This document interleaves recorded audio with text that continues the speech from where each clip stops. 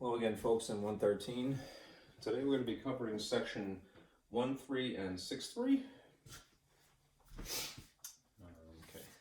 Now the material that you want to look for online in Canvas consists of these pages. Basically, this is about, it's called problem solving, and section 6.3 is weirdly, in spite of the distance between those two sections, also about that. So this is an overview of solving word problems, which is historically not anyone's favorite thing, but I promise you, right, there's a strategy to it, you know, and not necessarily that found in the book, but something akin to it. I have my own way of doing it, and I'm going to teach you that.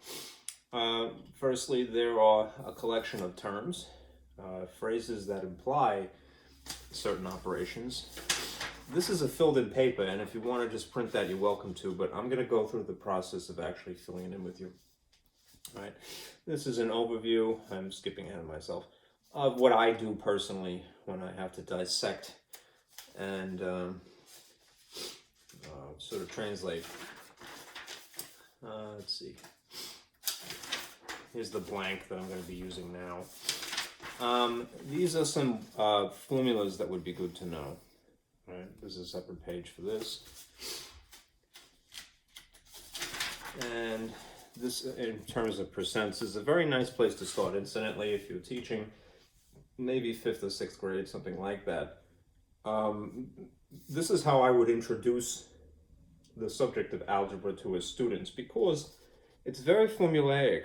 All right, if you know two words, of and is, and what they translate to in terms of symbols, then you could teach a child, you know, how to translate a one-sentence wide word problem very easily, right, using percent equations, which is also itself arithmetic.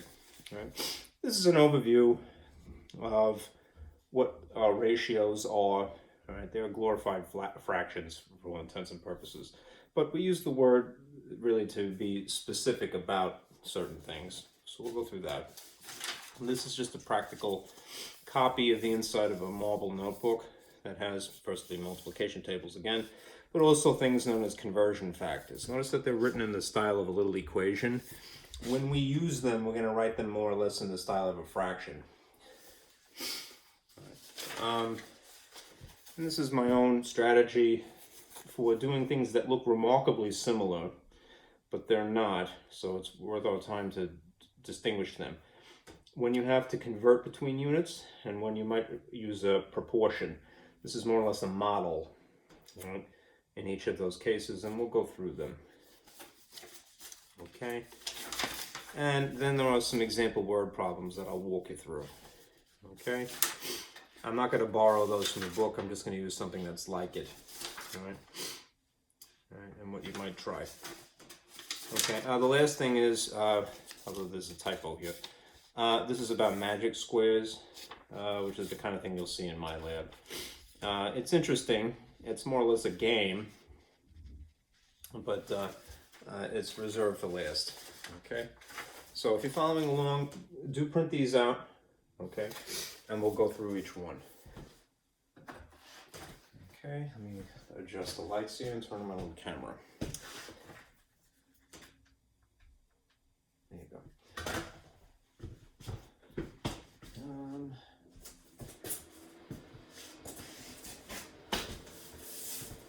The map that is unfortunately upside down right now, but okay. Just to block out some light. That's good. Alright, here's our web page. Alright, again, just to get you in the habit, when you are starting in Canvas, alright, of course, look for the orange tile that is from MAT-113, since you are in that class. And what should happen is automatically you're taken to the syllabus page, which I've rigged up to be the front page. All right. Here again is the syllabus. If you want to know specifics about grading, go ahead and read that. What is more practical is the calendar that you see just down below. I included as part of that PDF.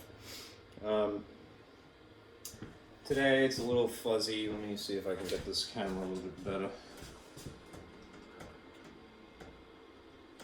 Make it a little bit sharper. Maybe not. No, it's not really cooperative. That looks like it's as clear as it's going to get. Today, well, this is a lesson for Tuesday, which would be, in our case, February 1st. So we're going to cover section 1.3 and 6.3 per the schedule. And if you want any of those handouts that I mentioned, you would look here in pages for chapter 1 and 6 and 10 technically. And it's part of this this sort of purple block that you see here. Right. I left some older things that I had created a long time ago. What you see in highlights here are really what you're after. All right, just the overview, just the formulas, just the examples. The actual PowerPoint that I drew these in is this original file here, and it's pretty much everything, but you may not need it. All right, just the things that are in yellow are really important. Okay. All right. Now, having said that, let me minimize this, and we'll begin. All right. All right. This is again called problem-solving strategies, and there's a system discussed in the book, which is really the same thing essentially as what I'm telling you here, but this is my own incarnation of it. So this is what I do personally whenever I have to translate something that is basically verbal into something that is symbolic and numerical, right? Maybe I should add one other thing here. All right. You will see in math basically two types of problems, especially in algebra, right? There are expressions, and then there are equations. Okay. And the only difference between them really is that equations have the inclusion of an equal sign or something like it. If you had a less than symbol, something like that, or a greater than symbol, then it would be an inequality. I mean, it's related, but it's you would use those phrases instead. Anyway, what is an expression? It's something that is numbers, letters, and operations, adding, subtracting, multiplying, dividing, what have you. All right. If you have an additional symbol here, then you really have any of those other two things, or any of those other three things, on the opposite side of the symbol, all right, as well. All right. If you're translating something from what is verbal, meaning words, into something that is, shall we say, mathy, something that is purely symbolic, abbreviated, then I would go about the process this way. All right? Do the easiest thing. All right? You may not end up using all of the numbers that you see, all right? But circle them. All right? If you see a bunch of numbers staring at you on a piece of paper, go ahead and circle them. All right? When you have more complicated problems, you may realize that you can eliminate a few of them, but at least get your feet wet. All right? That's pretty easy, right? Whether it's spelled out in whatever language, or you see the actual symbol, right? The Hindu-Arabic numeral, right? Just circle them, right? To add a little distinction, at least earlier on, you're going to put a box around the operations, adding, subtracting, multiplying, or dividing, right? It doesn't have to be a box, but if you're trying to get acclimate to doing this, if you have no strategy, this helps, right? You could use red and you could use blue if you would like as well, right? Now, again, sometimes, I'm moving my thing here, sometimes it's not obvious what the operation is, which is why because it's spelled out in English for our class, right? Which is why we're going to go through some things that imply this, this, this, or this, okay?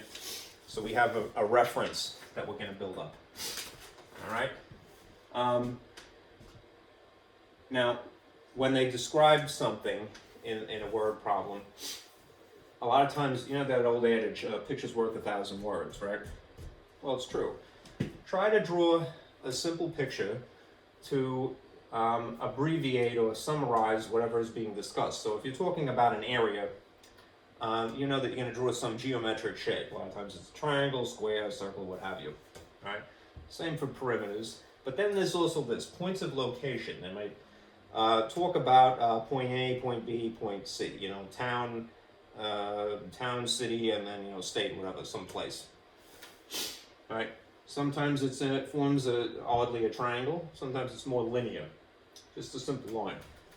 But doing that will help you discern what is actually being asked. Because a lot of times it's not obvious. Now, another thing. Textbooks are not all created equal. Word problems are not all created equal. Sometimes they're very wordy, all right? And you have to be critical, all right, as a person in general. All right, don't feel bad about that, you know, within reason, be objective, all right? But sometimes there's a lot of unnecessary information. Like they might describe some interesting features of something. If you bought the textbook, the actual physical book, or you have a piece of paper that was handed to you that you're going to keep, don't feel bad at all about crossing out things, right?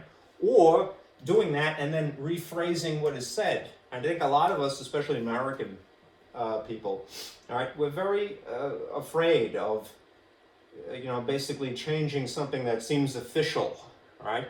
But official doesn't mean correct, and official doesn't mean concise, all right? We might be able to make it better, all right? As a teacher, do that yourself, take artistic license within reason, and teach your children, all right, your students, to think that way as well. Like, you could improve something, right? And looking, then there's this. Look for the word is, or maybe the past tense of was, because that's the easiest thing in the world. That translates to that symbol, all right? And what that means is that once you have identified that there's an is here, you know that you're trying to create an equation per se, and not just an expression, right? They're very similar, but equations are longer, right? All right? So you see that, and it follows a certain set of rules that you have to conform to as well from an algebraic perspective, right? So be mindful of that. Now, last thing is, you might be able to, based upon the description of the problem, borrow a formula that is known, like the area formula for a square, or a rectangle, or a triangle, or a circle, right? You don't have to reinvent the wheel, you could just borrow it, all right? Otherwise, what you will do is you'll try to set up a unique equation, which is, you can think about it this way, crafting a formula from scratch, all right? You are inventing something, you know, necessary to solve the problem, right? And that's basically the overview of strategies. Now, let's get into the operations here, because that, especially English being what it is, English, as much as it's a beautiful language, all right, it conflicts a lot with its own rules, so it could be a little confusing. So we'll try to fix that, right? Again, you could simply print this if you'd like, but I would, and I'm going to do it now anyway, I would take the time to print out the blank and follow the logic filling this in. The exercise, the actual experience of physically writing something will make it a little bit easier for you to remember, all right? Plus, we'll take the time to explain it. All right? So let's do that now. All right.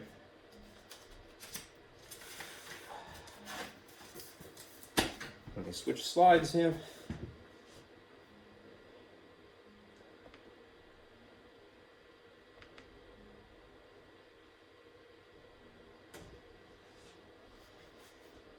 Probably changed one thing. Let me see if I have it. This is an older PDF? Yeah, I did.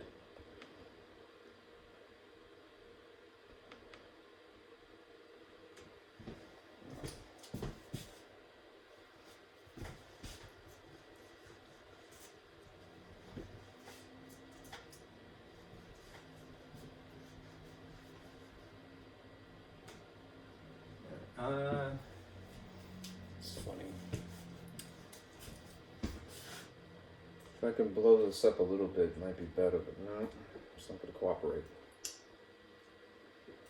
All right, there we go. That's probably as good as it's going to get, so Let me just back this off a wee bit. There you go. All right, English words or phrases that imply mathematical operations. We're going to start with the very easiest things that you might go, well, duh, all right? And then you'll notice that as we progress down the table here, that it becomes more and more obscure. So it's helpful to have the reference on hand, right? So that you know whether you're adding, subtracting, multiplying, or dividing. My observation as a teacher is that even if a person knows how to add, subtract, multiply, or divide by hand, not with a calculator even, all right, they just don't know when to do those things, and that's why they get their answer incorrect. Right? They make an innocent mistake because they're not sure when to do something. Okay, so we're going to fix that as best we can. All right, now there is referring to the operation in English. All right, I'm using American English, of course. According to the symbol. So, addition, of course, being that symbol we use. Subtraction being that symbol we use. Multiplication, at least earlier on, is an X, right? And then in the United States, we use the colon with the line through it. Right? Other countries, not necessarily. All right? We could refer to them in English simply by the name of that symbol. So there's plus. Right? You see that in context, you go, oh yeah, I'm adding. All right? The equivalent of subtraction is minus. And the equivalent of multiplication is times. All right, now division, it's pretty much, it has to say, divided by, right? But that's another line getting down here. All right, now there's that, and it's pretty obvious, but then there's referring to the outcome. All right, these are the outcomes versus these are the symbols.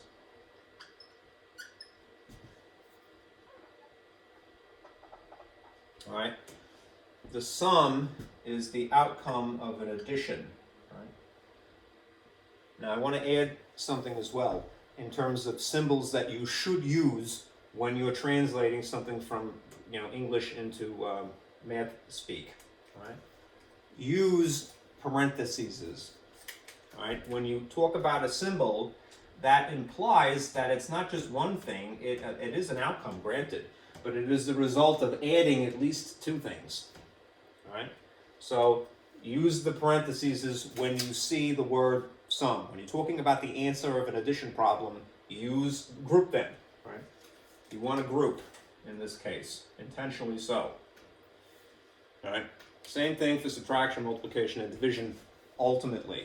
But they have different names, of course, right? What is the name of the answer of a subtraction? Right, a difference.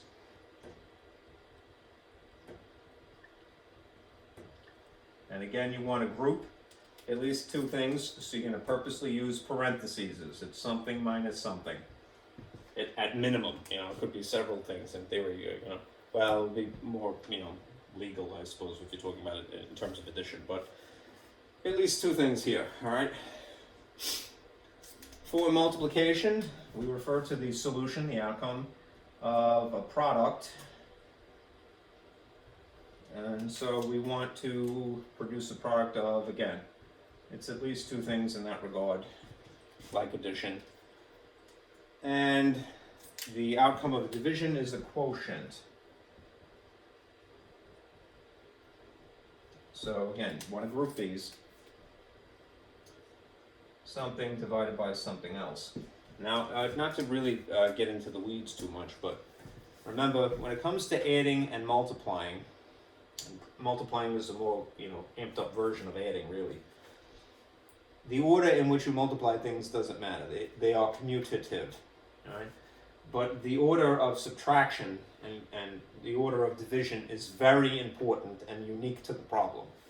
So you have to be mindful about how things are phrased. And this is why I say English, as though it's a beautiful language, is unfortunately a little counterintuitive when you're translating.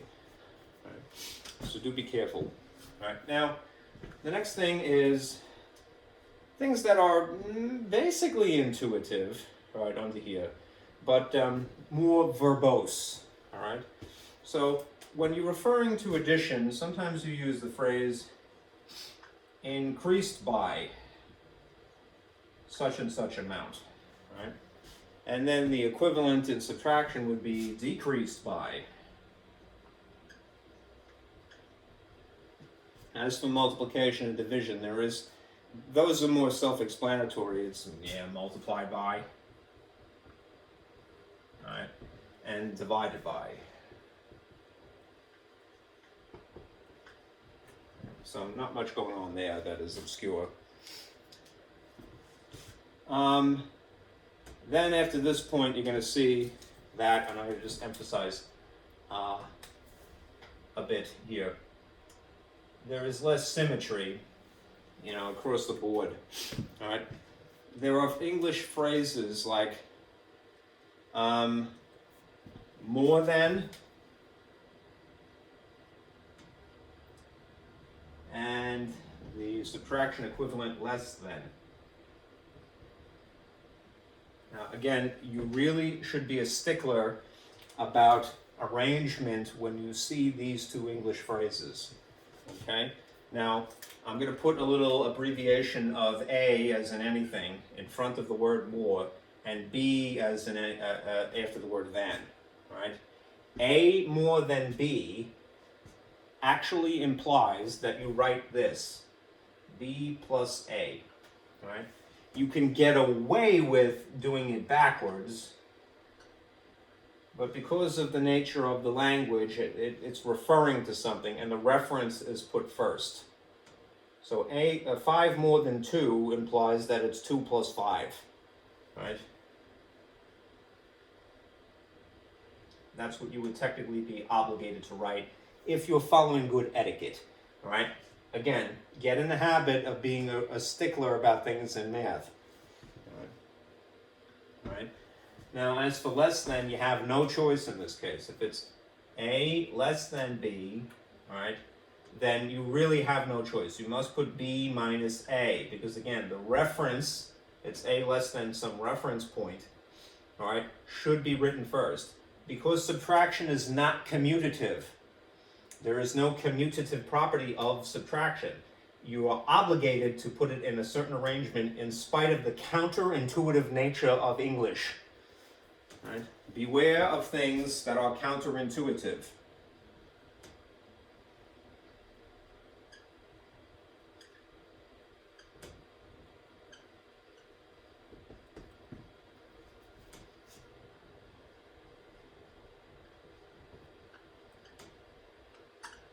All right, that's an example of one. If something intuitive is exactly what you would expect, that what is mentioned first should be first when you write it in math speak, all right? Counterintuitive things are exactly the opposite of what you would expect, all right? Less than is a perfect example, so I'm going to put a little asterisk right here. All right? There is no equivalent really for it, which is why I've sort of darkened this here. All right? There's no equivalent of than comparative things here and here, right?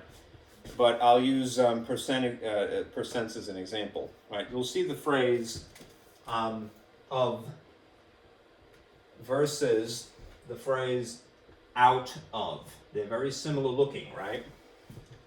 When we get into percent equations, what would be practical is to think about it this way. A% of B, right, versus A out of B. A first thing and a second thing. A first thing, A is in anything, and B is in something else. All right? This of means times, right? Out of means basically a fraction, all right? So this is intuitively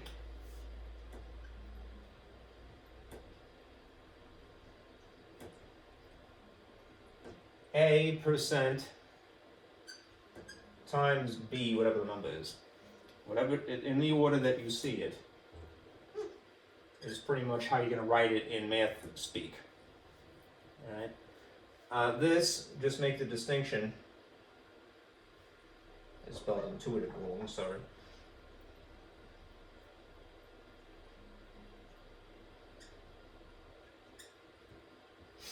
is A / B, or you could say A over B, right? It's a fraction, essentially, out of.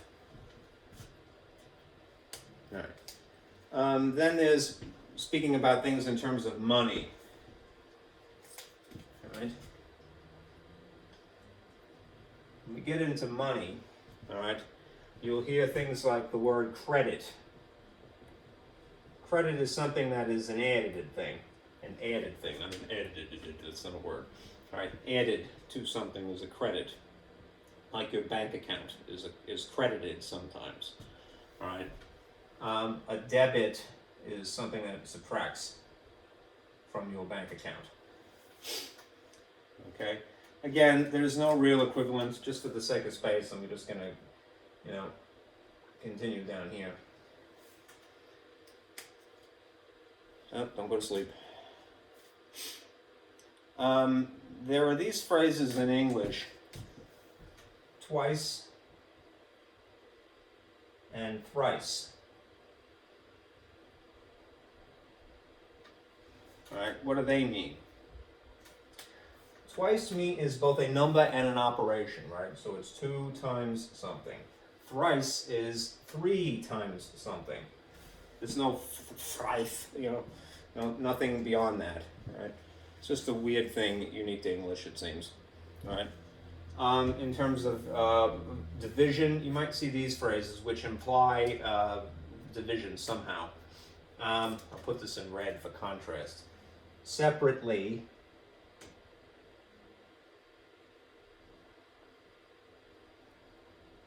or sometimes they'll say shared equally. That implies that there's some kind of division going on. All right. Again, starts out being pretty obvious what is being discussed. Plus means add, right? And the further down this you go, you see that it's a little bit more and more obscure. Okay? So after this point here, maybe darken the line underneath credit, debit, the timeses, and the shared equally. All right? I'm writing on a superimposed image, so it's a bit sloppy, and I apologize. I'm going to continue here, all right, with the empty block. Now, I'm not sure why I don't have it as I originally designed it, so let me see something really quickly.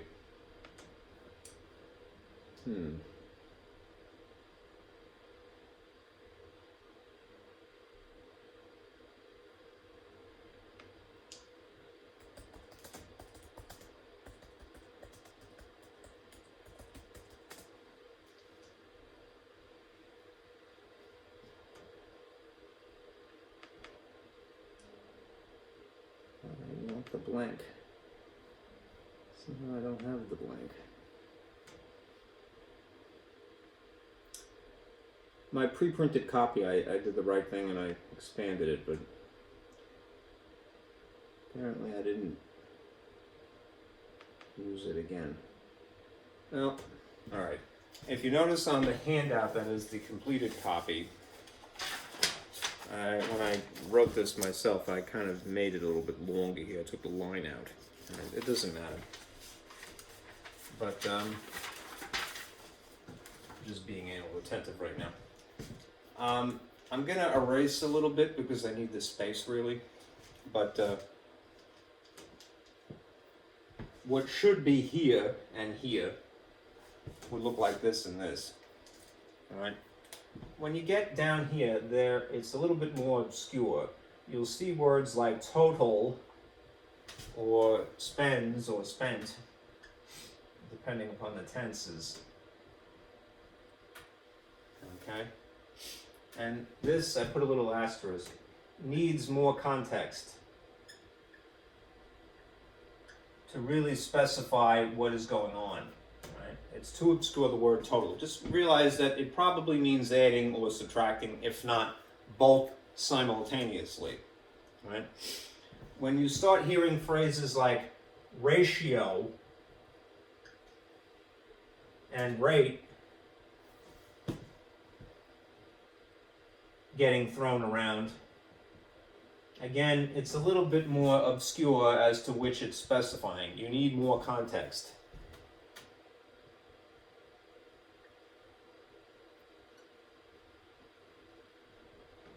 Right, to specify.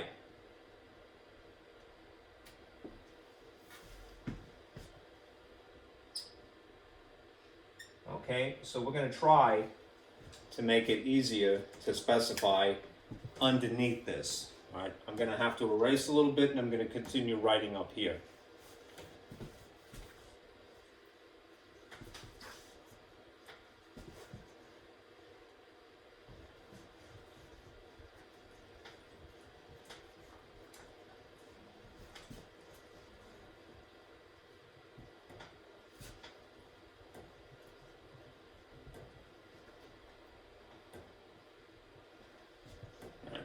On your own sheet, you have more space underneath this. All right. Maybe I'll be a good guy and I'll just translate this here now. Humor me just a moment.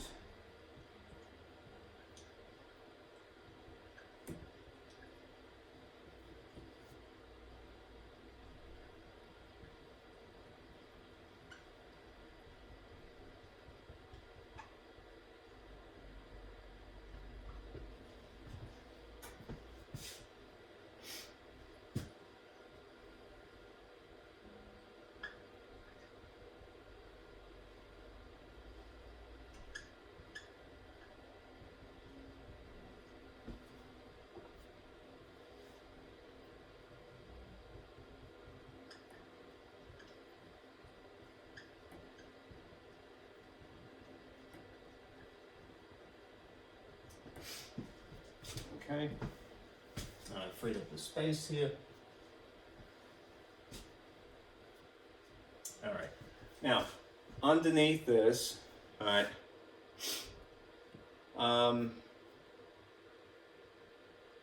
if you were given something like the phrase taxes, all right, depending upon the perspective really, think of that as an added cost of something. If you're given something presented as a discount, think of that as a diminished cost or something less than. So you would subtract. Okay?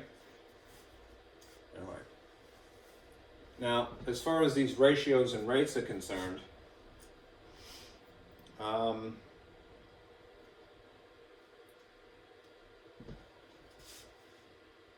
want to make sure that these are not being conflated here.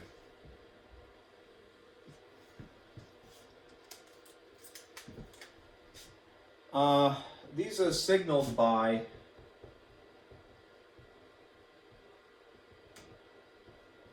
these phrases collectively. The word "and," "in," especially the word "per," but also the word "each."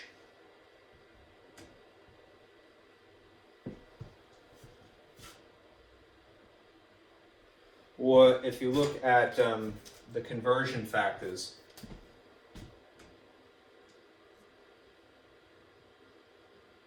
where something equals something else, a very small equation, if you will. All right. Even if it's, when you're talking about conversion factors, they'll say, 12 inches equals a foot, All right. What you're going to do is you're going to write them either as 12 on top of 1, or you could write it as 1 on top of 12. You have a little bit more intellectual freedom that way. Right. Again, any of these could imply multiplying or dividing. It depends on the context of the problem, right, which you can only tell at the time. Right. Now, in general, when you have to calculate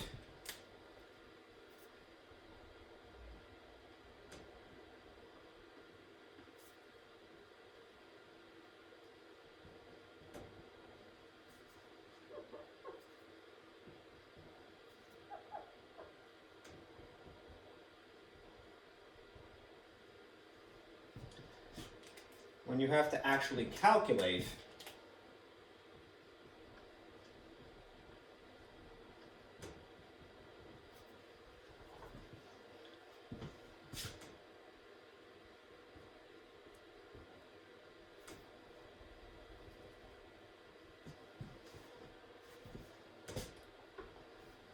this might be a little too faint because it's green, but I'll try.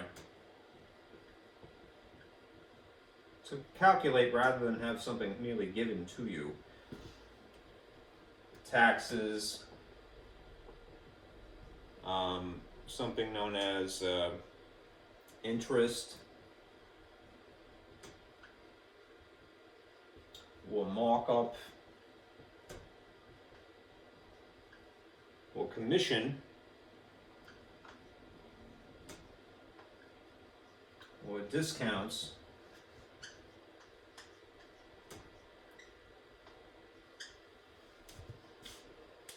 these are going to require multiplication usually at some point. The thing itself usually is something that you add. The thing itself, discount, is usually something you subtract.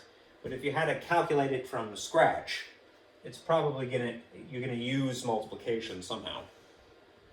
All right. The amounts, you know.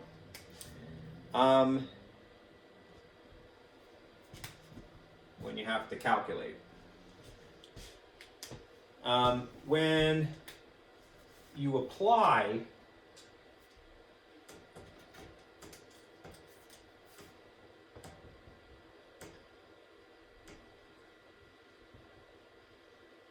applying a ratio or a rate, that is often multiplied.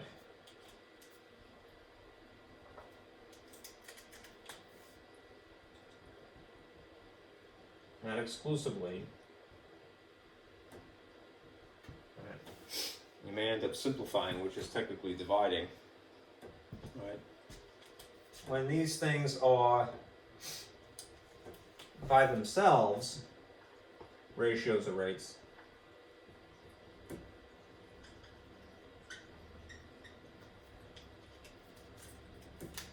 these represent division. A division. That's, you know, partly the reason why we have such difficulty with those humans, right, is because there are a lot of little nuances that you have to look for, right, and in time you will be fine with it, right. Right, so just to reiterate, right, when you get down to this part of the diagram, right, it's a little less obvious what you're dealing with, right. Totals could involve discounts in theory, right, or taxes as well. If you're given the actual tax dollar value, right, or you're given the discount dollar value, then when you're applying it, you're probably going to add, right? When you're given the discount dollar value, then you're probably going to subtract. If you had to calculate any of these things from scratch, it's not given to you. Taxes you calculate, interest you calculate, markup, don't go to sleep please. Not that boring. Alright, commission, taxes, alright, and that's two M's in the word commission. Sorry. Discounts, you're probably going to apply them via multiplication. Right. Some part of a formula you'll see later. All right. The ratios and rates, right? When you're applying them, mostly you're going to set them up as multiplication, and you may end up doing some division as a technicality. All right, when you're simplifying things. All right. By themselves, though, ratios and rates, they represent division because they are themselves a teeny tiny little fraction, you know, something like that, glorified fraction. So, you know, that is what they are, just sitting alone. Okay? Here to summarize is this actually typed. So if you want a screen capture, that is everything all at once. You might wonder naturally, why don't you just give us that? It is available in Canvas, filled in like this. right? But again, as a teacher, you want people to remember things, and the better way for them to remember is not simply to vomit math at them. You know, you have to get them to physically write things. Writing makes a stronger connection. All right. Don't ever shy away from writing physically. Never mind typing. It's not the same thing.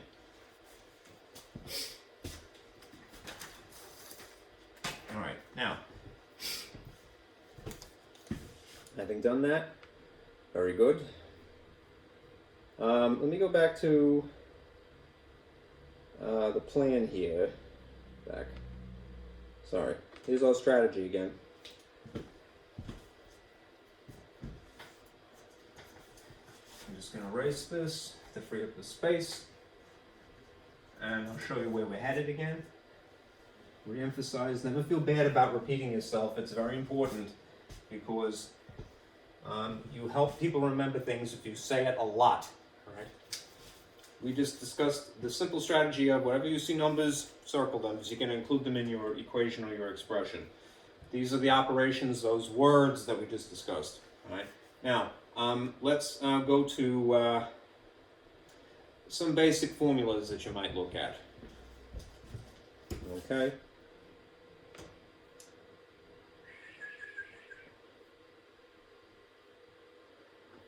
Okay. Now, you can't have all of them, of course. If you look in a physics textbook, I'm sitting next to my library here. If you had a physics textbook, right, oftentimes the very most practical, famous things are on the inside cover, right? All right? And though it would be great to memorize that information, right, because math involves infinity, right, it would be really impossible for a human to memorize everything. All right? Anyhow, here are some basic things that pretty much anybody should know, all right? Especially if you're trying to have a strategy to solve a word problem, right? Know the perimeter, right? You don't have to know the specific perimeter, that would be great, but it is essentially the sum of all sides, right? So if you hear or see the word perimeter in context, right, what are you going to do? You're going to add, all right? A lot, all right? This is the happens to be the area formula of a rectangle. So it's something times something. Some number, which could be the length, times a second number, which could be the width if you wanted to distinguish them. You technically could get away with applying this to a square because a square is a very specific type of rectangle. All right. Then there's the Pythagorean Theorem, right? If you've ever seen The Wizard of Oz, at the end of the movie, the Scarecrow, when he gets his diploma, right, he immediately recites the Pythagorean Theorem, but he does it actually incorrectly.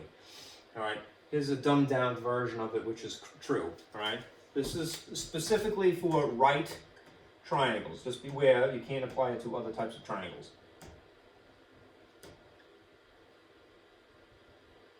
All right, a side squared plus a side squared equals the hypotenuse squared. So if again you have illustrated a simple right triangle essentially, and it has to have that box there to represent a right angle. All right. This is a side, and this is a side, and always across from the box, from here to here. This is the longest side, which is referred to as the hypotenuse, and it is very important that you not confuse these. All right.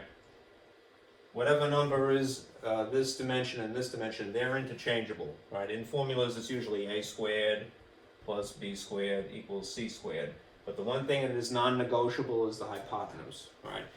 You're not going to see that too soon because it implies a little bit of algebra. All right. And awareness of operation that is beyond just adding, subtracting, multiplying, and dividing. Because if adding, the amped up version of adding is multiplying, using an exponent is an amped up version of multiplication itself. Pardon me, let me rephrase that. Multiplication is a turbocharged, amped up version of adding. Multiplication is an amped up, turbocharged version of adding. It's adding more efficiently. squaring something, which is to use the exponent, is a more specific, amped up, super turbocharged form of multiplication. So we'll get there when we get there. All right. Now, these two things happen to be useful in the near future, right? A simple physics formula, right? Two things being multiplied, but they happen to involve, each of them, something that is a conversion factor, right? Speed is a type of rate.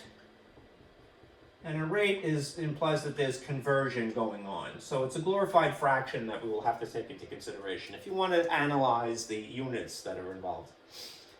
MPG, miles per gallon, is also a rate, right? And this is, again, a conversion that is going on, an amped up version of a fraction with units, okay? Anyhow, if you multiply speed times time, you can calculate the distance. And if you feel reasonably comfortable with algebra, you could rearrange the formula to get any one of the three. That's the beauty of algebra. As long as you have the majority of information, 2 out of 3, like Meatloaf used to say, right? Yeah, the poor fellow just passed away. All right, 2 out of 3 ain't bad. All right, well, it's true in terms of math. All right. Anyhow, you could do the same thing here. If you wanted to calculate the actual MPG yourself, divide how much distance you've gone by the number of gallons you've consumed, right? Your odometer reading on your dashboard, and how many gallons you've purchased from the gas station, right? And you can get your MPG, the most recent MPG, right? An average number of miles per gallon, right? You just have to be a little bit careful about certain things. Sometimes they overfill your tank. Sometimes you haven't filled your tank entirely each visit, right? Now, this last thing here is kind of my own thing. It's very general, as you can see. The word total is very vague. Known and unknown is also vague, but it is true, right? Sometimes you're given a total and you know it's the total, and then they give you a chunk, all right, of the total, right? This is some chunk of the total. Well, logically, if you know the whole thing, and then you have a chunk of the whole thing, that would give you the unknown amount that is left over, the balance, if you will. This would be the balance, right? So, sometimes when you're just looking for a formula, that you could take that and refine it unique to the problem. All right, it's a skeleton that you're going to flesh out. Think about it that way from an artistic point of view. All right. I added these two blurbs here because we're going to get into proportions. It's a formula, and we're going to discuss percent equations, which is also really formulas.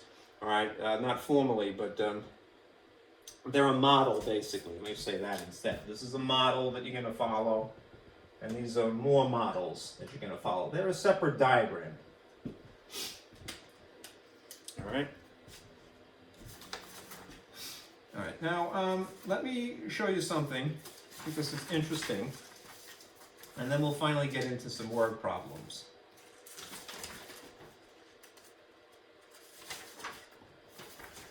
All right.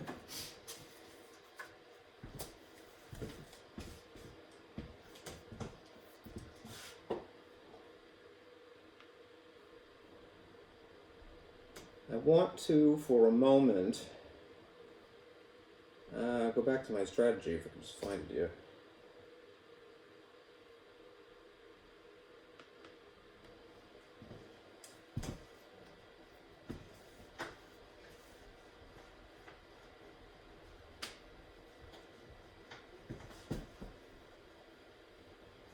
Before we get into percent equations, which we're going to use for word problems, I wanted to discuss this is, and something that is really algebra. All right, just touch upon it, right? It's not included in the thing unless you dig through my old PowerPoint presentation. So let me just show you this. It's an oldie but a goodie. All right, see if it works. Actually, you know what? I don't know if I need to get in that, except that it's in color. So let me quit this.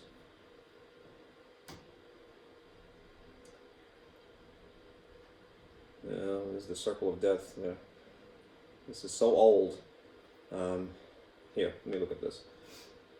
All right, F5.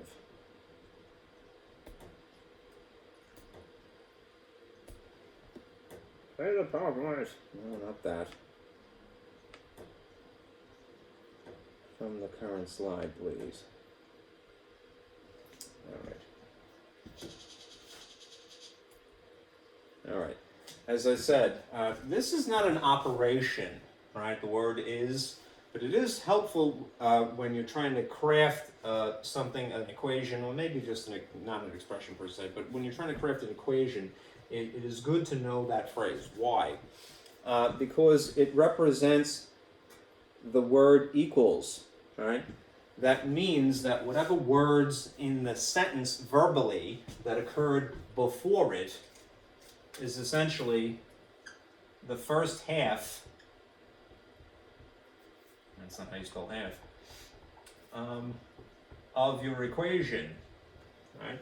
So if you can zero in on that word, draw a little equal sign on your paper, right? Everything before it will be the half of the equation, right? Everything after it would be the second half of the equation, right? Why is it like that? Okay. Now, I just said that. If you wanted to be perfectly technical, the fancier way of saying the first half of the equation would be to use this phrase, right? An expression, right? I'm going to really emphasize this. I'll use red here. An expression you can think of as being half of the equation. It doesn't have the equal sign by itself. It's numbers, words, numbers, letters, sometimes if you talk about algebra, and operations, right? The opposite side of the equals is going to be also an expression. And again, it will consist of numbers, letters, and operations. Right? Just as this would. Numbers, letters, and operations. Okay? The whole kit and caboodle is an equation. Everything, all at once, both halves of it, is an equation. Now you might wonder, well, geez, why do I care about the specificity about what you call these chunks of the whole thing? Because it follows different sets of rules, right? You've probably heard of the order of operations, right? But when is it appropriate to follow the order of operations? Essentially, if you're dealing with just one expression, then you've probably heard, well, when you solve an equation, I end up doing the opposite operations. When is it appropriate to use those? If you start dragging things over equals, then you apply something that is basically algebra, which is opposite operations. All right? We can get into that another time, right? Eventually we will. All right? But just kind of save it in the back of your head for right now. They follow different sets of rules. If there's a reason that any person makes a mistake, it's because they just don't know when to apply them. All right? So in math, there is a rigid formula for most things. So you don't have to worry as long as you conform yourself. All right. All right. Here's another thing in terms of technique.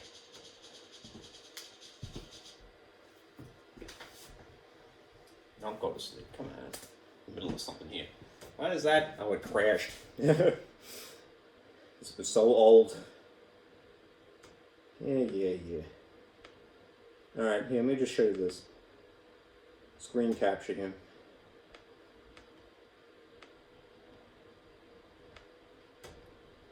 All right, it's in black and white, unfortunately. Just to save ink, because I made it in green originally to make as part of the PowerPoint, because I was trying to save ink, you know. Anyhow, that's that. here, this will be important later. All right. Cancel factors above and below a line, or if you have technically a multiplication problem, like so. All right. Now, if you had a 2 here and a 2 here, as in 1/2 times 2/3, you can cancel them without having to do the actual multiplication. That's the benefit. It's basically simplifying the fractions before you do the multiplication. Right? When you have multiplication of fractions, you have that option, and arguably would be more strategic. All right? It wouldn't be wrong if you did 1 times 2 and got 2, and then 2 times 3 and you've got 6, and then simplify by what would be the greatest common factor, consistently, the top and the bottom, after the fact. Nothing wrong with that. You will get to the answer. But you can spare yourself, when you have much larger figures involved here, by doing the simplifying first. Right? Depends on how comfortable you are. Eventually, if you do anything enough times, believe me, you'll develop a level of comfort. Now, that works for numbers, but it also works for words, or even the abbreviations for words. It is essentially, without thinking about it too deeply, dividing something by itself. And for the most part, the one exception being dividing by 0, which you can't do. Dividing something by itself cancels, or you could say it simplifies to just the amount of 1. And multiplying by 1 doesn't change anything.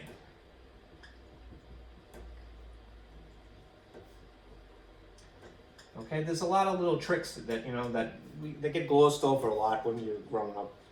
All right? But again, save this in the back of your head. Strategy that you want to impress upon your own students someday. All right? There are little techniques like that. All right? And when we get into conversion factors especially, this will be very useful. All right? As long as there's the same feature above and below, whether it's diagonally like so or just like this, and there has to be multiplication in between before you do this. All right? You can cross them out, and then don't worry about them anymore. All right. Now, let's get into percent equations. All right? Because that is really how you can get somebody comfortable with algebra and not tell them. Let's see. Where are they?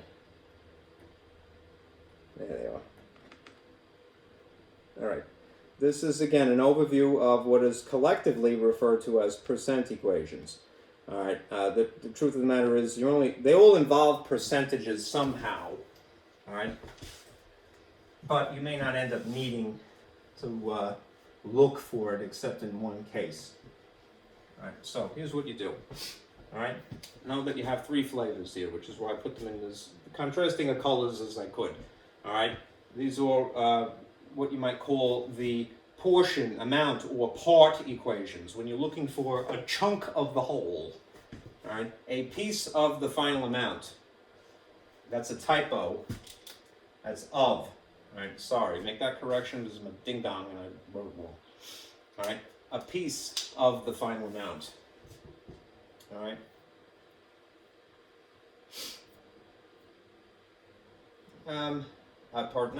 That is correct. I'm sorry. A piece of the total, a piece of the whole.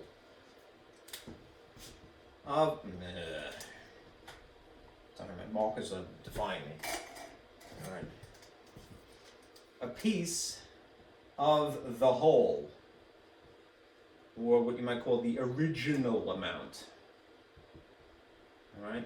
Or you might say the final amount. That's correct.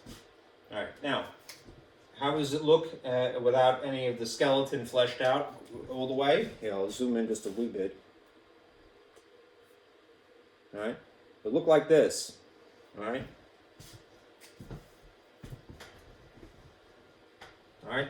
It's essentially going to be something times something else. All right.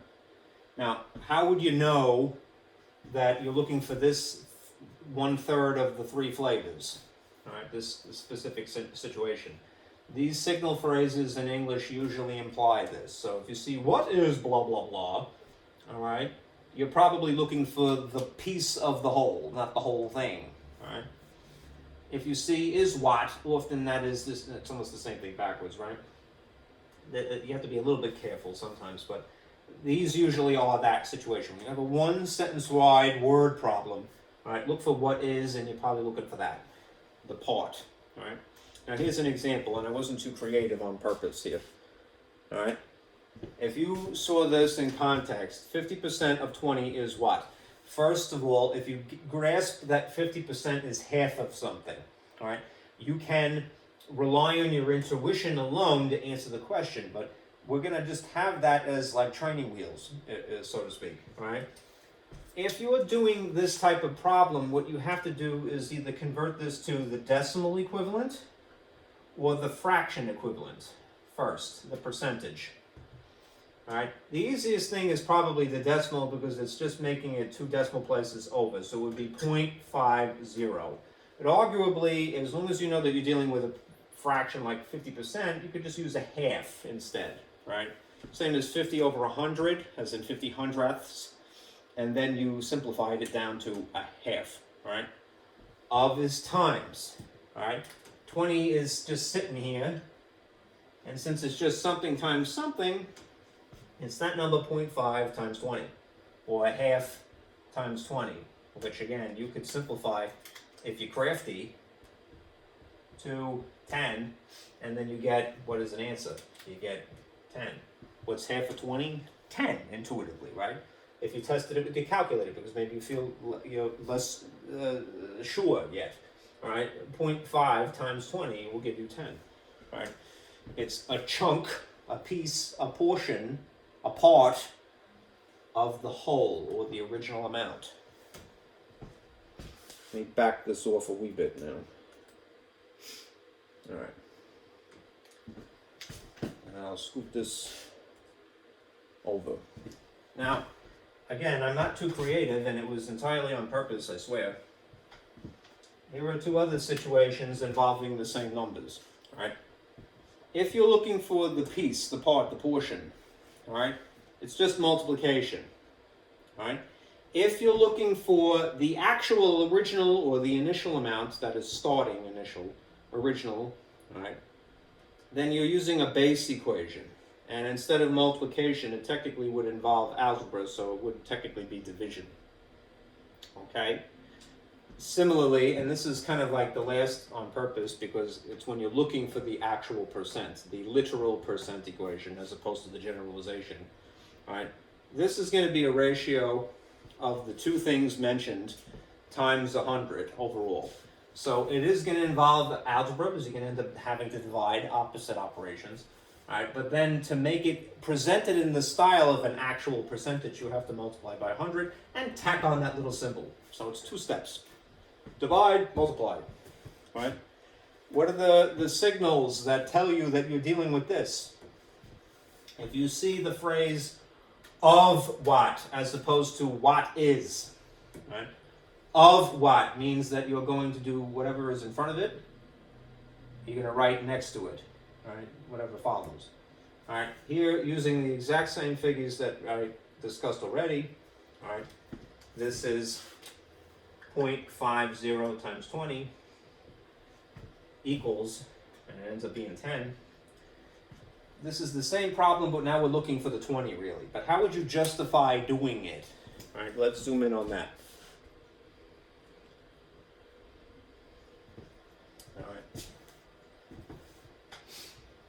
All right. Again, you're either going to make this a decimal or a fraction to actually use it, to use. All right, you can't just use 50, right? But you could change this and go, well, the word of, Ziegler just said, is times, right? So this means that this is 0.50 times, and then the word is means equals, right? The question of what being in the middle of the English sentence means that that's the thing that you're looking for here. So you could put a question mark, and there's no sin in that, all right? Or you could now acclimate yourself to algebra, which is to use a letter instead of the question mark, right? So maybe put the letter N, or B for base if you like, all right? I'm going to use N. Well, I'll use B for base, all right? You could put an N for number if you like, that's logical, Right? And then you put the thing that is sitting here, just on the opposite side of the equals. All right, now, because again, the missing chunk is in the middle of the equation, and it is in fact an equation, you have to solve algebraically. And algebraically is usually a bone of contention for new students of the subject, because they just got over the fact that, well, plus means add and, you know, times means multiply. Why are you telling me to do division? When you solve algebraically, you perform opposite operations.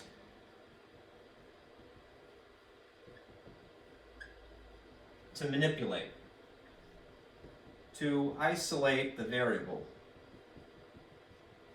the letter. That is, to get it alone on one side. So if it says times to start with,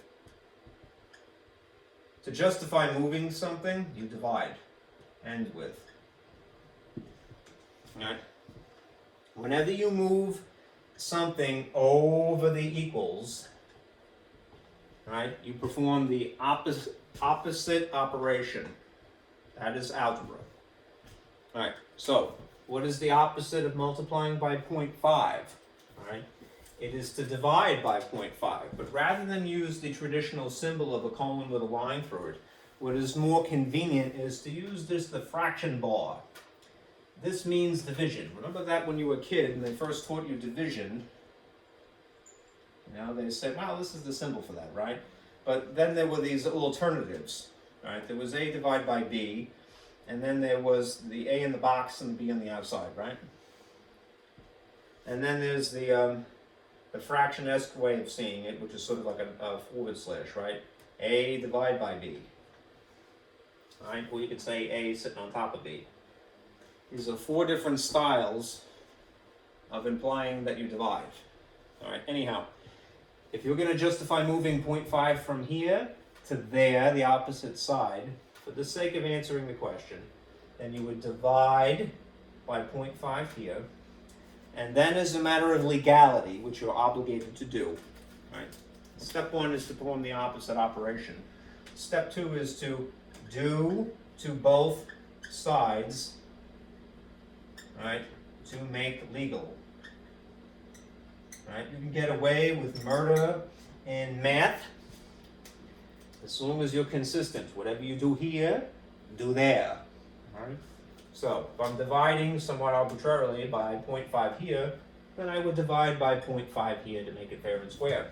All right? Yeah, I wanted to put it there anyhow, but I have to justify my actions. Anyhow, remember what I said before. Once you have something like this where there's a similar feature above and below the line, what can you do? You can cancel. All right? What does that leave you with? The thing that you were looking for, which is now an isolated letter, which solves for the thing that you're looking for. What? The base, the original amount. 10 divided by 0.5, it would work out, you can test with your calculator, is 20. Okay? One more of these. Here is the actual percent equation.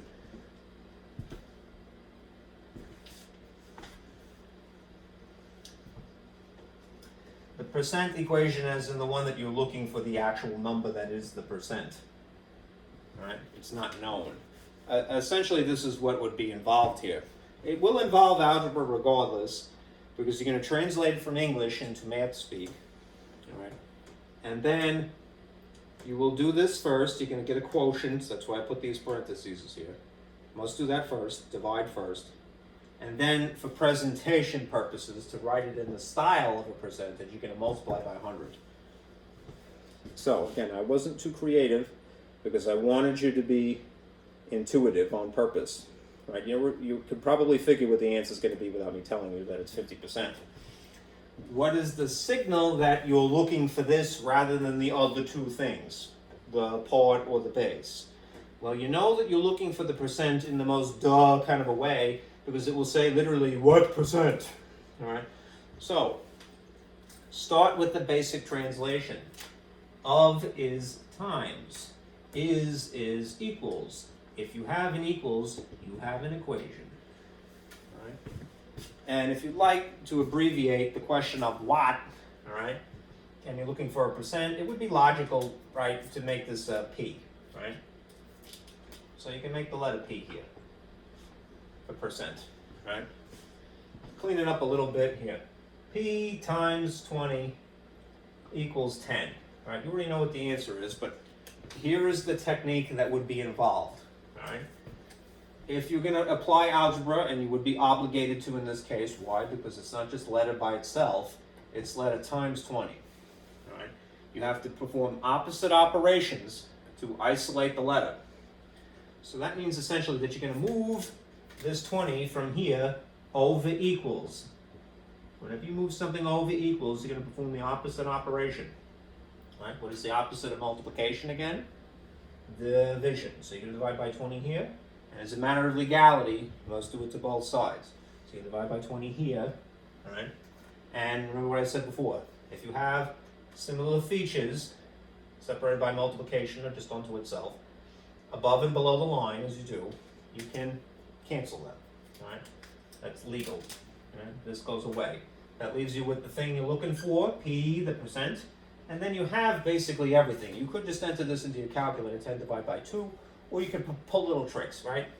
Pair of zeros, you could get rid of them because you really divide, it's a shortcut. Dividing by 10 without really thinking, all right, doesn't work for anything else, but you could cross out those zeros if you have nice round numbers above and below. All right, that's a shortcut to simplifying. And then you have 1 over 2.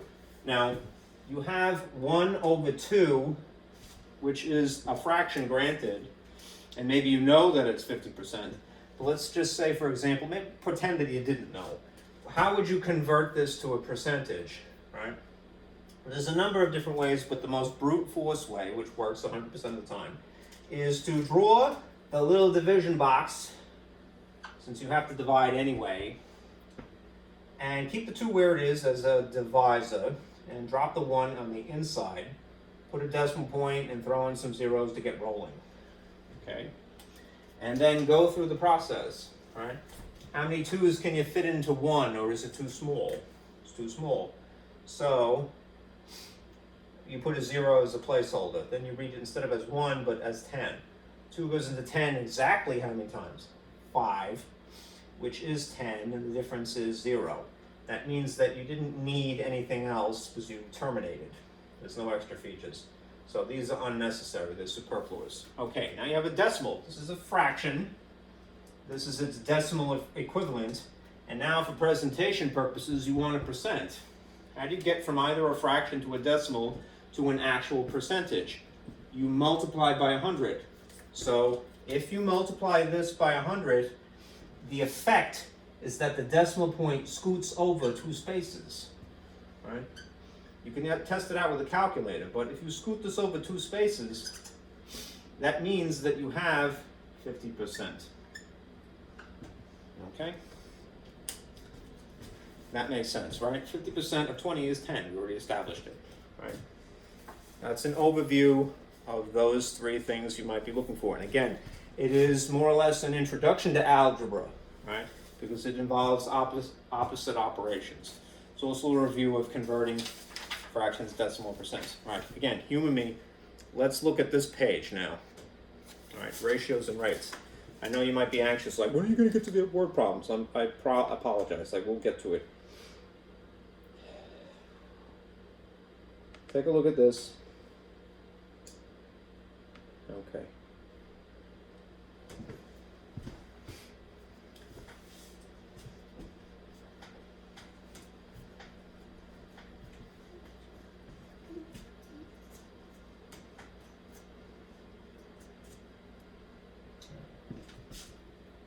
All right. I mentioned before, all right, what is a fraction? But it's a ratio, really, right? The truth of the matter is, a fraction is, although we use the word synonymously, all right, a fraction is really a more specific type of ratio, all right? A rate is really a more specific type of ratio, but with different conditions, all right? Here's what they are, all right? A ratio is this basic idea that we have here of some number sitting on top of another number, right, with this bar in between them. All right? If you have that basic idea, regardless of any other conditions, you have a ratio for sure. Right? All right? Now, if you have a fraction per se, there are more specific conditions which I'll mention here. They're always unitless if they're truly a fraction. There's no inches, no feet, no unit, right? And they should be something that is non-decimal on top. There's no decimal point in the top, and there's no decimal in the bottom in either, okay? And it would just be symbolized or generalized by this A over B, okay? If you have a ratio, in the more verbal sense, all right? They might alternatively use this colon, right, instead of this line, all right? And if there are any units involved at all, the units would cancel. That would leave you with the numbers. But you could have a decimal, so you have any number over any number, decimal or not. Okay? So here it is, A colon B, in a more verbal and specifically in the English context. It would be A to B, or you might say, to reiterate from before, A at a B. Okay? And it is intuitive. The thing in the front is the top. I don't know why I chose the colors differently here, but so be it. All right? A to B, A at a B. All right?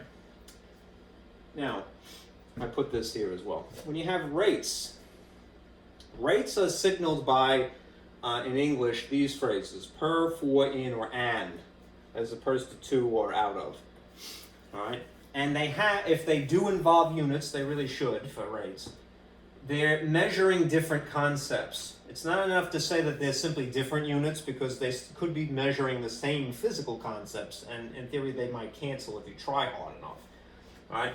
But for a rate, a classic rate, they measure different physical things. Like, for example, miles per hour on street signs in the United States, although it's abbreviated this way, MPH. In math speak, all right, it would be more like this: miles spelled out, per hour, and then just abbreviated. So miles, a line for per, and then hours underneath it. All right. Now, how is that different from just having units that cancel? All right. Miles measures an actual physical distance between places. Hours measures time.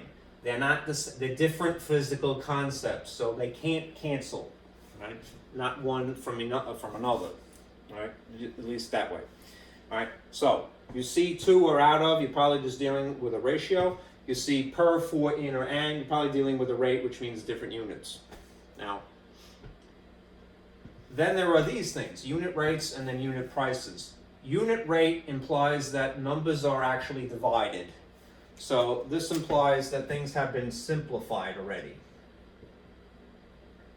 down to something over the number 1, all right?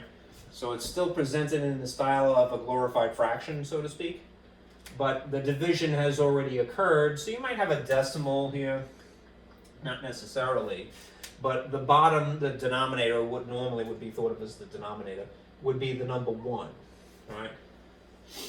If you have a unit price, you have to be very careful with this, because sometimes in context, in the verbal context, how it's written in English per se, all right, is that they may put things out of order, all right? But what you must do, you're obligated, is you put the dollar value on top of your glorified fraction, right? And then whatever the unit is down here. Now, it just so happens that when it comes to money, we put the dollar sign in the front. We don't put it in the back, all right? I know I've seen a lot of people, especially nowadays, when they're texting one another or they're on social media, they'll put the dollar sign erroneously in the back. Don't do that, all right? We've never done that, right? Ever. If you look at any signs in the store, that never happens. Why? Well, I would argue that the logical reason is that that's not something that is measured, right? Units that are measured units go in the back, like centimeters, millimeters, pounds, whatever you want, all right? Dollars are counted, right? They're not measured, right? All right, so stick with the when in Rome, do as the Romans do, all right? All of the old people, including myself, who have existed for what seems like eternity, right? All right, we've always put the dollar sign in the front, so stop putting it back here, all right? Don't do that. All right, it's just being mentally lazy. Now, I tried to use other things here, but unfortunately it didn't agree with me. But there's yens, euros, and it should have been rupees, but it got canceled for some reason. I'm sorry. Right. Right. All right. Now, finally, I think we can get to the thing. All right. Well, let me just point at this rather than flash it with my slides. Again, this is one of my handouts that is a photocopy of the inside of a marble notebook. You see conversion tables here, right? Notice that they're written in the style of a teeny tiny little equation. In spite of that, you are going to put them in the style of a fraction somehow, right? And it's pretty intuitive that what is on the left is on the top, and what is on the right is on the bottom.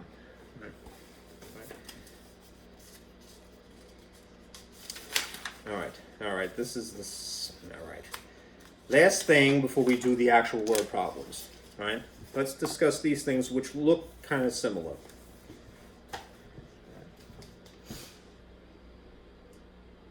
Let me put it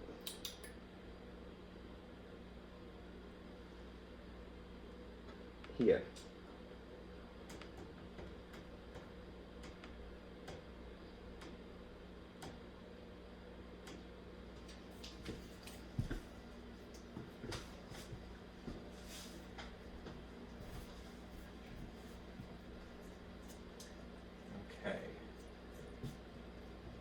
All right, now, this, which if you have it printed, draw a big rectangle around it.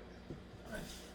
This is a model, or what you might call a skeleton, that you could use to start with as scaffolding that you're going to flesh out with the unique circumstances of the problem that you're given. All right. Over here, very similarly, you could put a box around this as well. All right. This is another model that you could use as a scaffolding or a skeleton, scaffold, that is correct spelling, that you're going to flesh out unique to the problem. You will use them in different circumstances though. Let's call this the unit conversion machine, okay? And it works like this. If you see a signal that there's a rate going on, you see two different units mentioned. You could start with this equation, more or less a formula thing, right? Whatever number and unit that you're given, you're going to put on the far left. And then you're going to take your conversion factor and you're going to very strategically arrange it in whatever way is convenient. You're going to strategically arrange it to cross-simplify, you might say. Right? Cross-simplify. Like I mentioned before, you see similar features diagonally or one above the other. You could cross them out. You're going to be strategically doing that. You have artistic license to do that when you have a conversion factor. You can arrange it whatever you want on top, whatever you want on the bottom. All right? For the sake of canceling units. All right? Here's an example. If you were given so many inches and you had to convert it to so many centimeters, you would take the conversion factor that tells you, maybe from the sheet here, if you happen to have it, or you can get it from some other resource, and arrange it in the style of a fraction, or pretend fraction. A ratio would be better to say. All right, but the idea of what we think of as a top number and a bottom number. All right, and you arrange it so that the unit inches, the thing that you want to go away, cancels. All right, and the thing that you want remains after the cancellation. All right. This is similar to this. When you have proportions, all right, if this is the unit conversion machine, make this distinction, which is why I put this dashed line here. The proportion equation, or the proportions machine, makes use of cross multiplication. All right?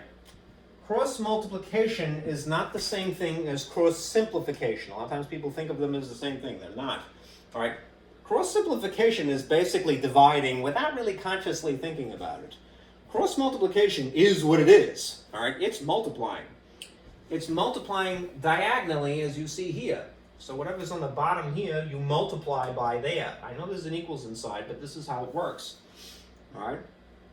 It allows you essentially to upgrade or downgrade in the practical sense, like a photograph. If you had a picture, like your school portrait, and you wanted to enlarge it without distorting the proportions of your face, you would have to perform a proportions equation to get it to not distort. So you want to figure out what the new dimensions would have to be, larger or smaller, depending upon what you want. All right? The name of the game here is that you have to be consistent. Once you've decided what type of unit goes on the top, do the same type of unit on the top of the second fraction. The nice thing about this is that there's no more than 4 parts here. All right? And again, like Meatloaf taught us, God rest his soul. All right? If you have the majority of information, in this case it's not 2 out of 3, it would be 3 out of 4, this is 4 total, all right? You are in good shape, right? 3 out of 4 ain't bad, to paraphrase, all right?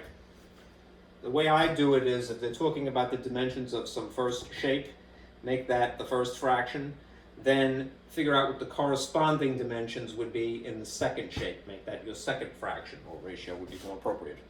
Then what you're left over with is an algebraic equation, which you may then have to perform opposite operations. All right? This result may perform algebra. That is, you're going to use opposite operations again. Okay? I think that is everything. Now we can go through the word problems. So let me dig them up.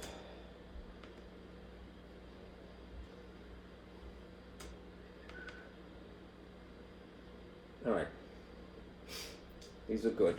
All right, so in the sheets that are available, this is also section 6.3. All right, you'll see a sheet that looks like this, MAT-113 word problem strategies. All right, let's do these together. All right, I gotta erase all the schmutz here.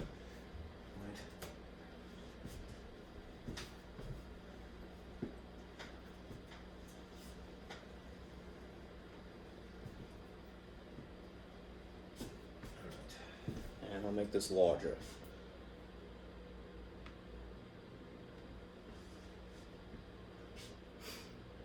Okay. All right. Now, remember what I said for technique. You're going to see words spelled out in English, and then sometimes they just use the Hindu-Arabic numeral. All right? Just to get your feet wet, circle them. All right? It says 5 less than 3 times a number is the same as a number increased by 7. So you see the number 5, the number 3, and they talk about a number 7 in English, right? So essentially a 5, a 3, and a 7, right? When we craft an equation, it will be in this particular case. And I know that because there's also this little is here, which means equals, all right? So when we craft an equation, which I'm going to start with that, right? Everything that builds up to the word is here is going to be the first half, namely the first expression. And everything that follows the word is going to be the second half of it. So, let me figure out these 5 and 3 how they're going to be arranged here, all right? And let me figure out where the 7 is going to be by determining the operations involved. So, you don't have to put a box really, but just to make it a little bit more emphasis, it says 5 less than, which means subtraction somehow, something minus something, all right? And then it says times, which means multiplying something times something, all right? And then there's the phrase a number. A number is the letter that you're going to use to write this algebraically, All right. So beware. I'm going to flash the built-up, what you call it, the table of words, suspect phrases here. Just very quickly. Less than is a comparative phrase, right? That is counterintuitive. So although the number 5 shows up in our problem before the phrase less than, when we write it using the subtraction symbol, we're going to make it trail it. We absolutely have to. I know it's counterintuitive, but English is like that. So we're going to have a minus here. All right? And since it's 5 less than 3, the reference, which ironically comes second in the sentence, has to go here. Well, it's 3 times the number. All right? The 5 has to go there. Okay? I know that is counterintuitive. But that's the way it is with English sometimes.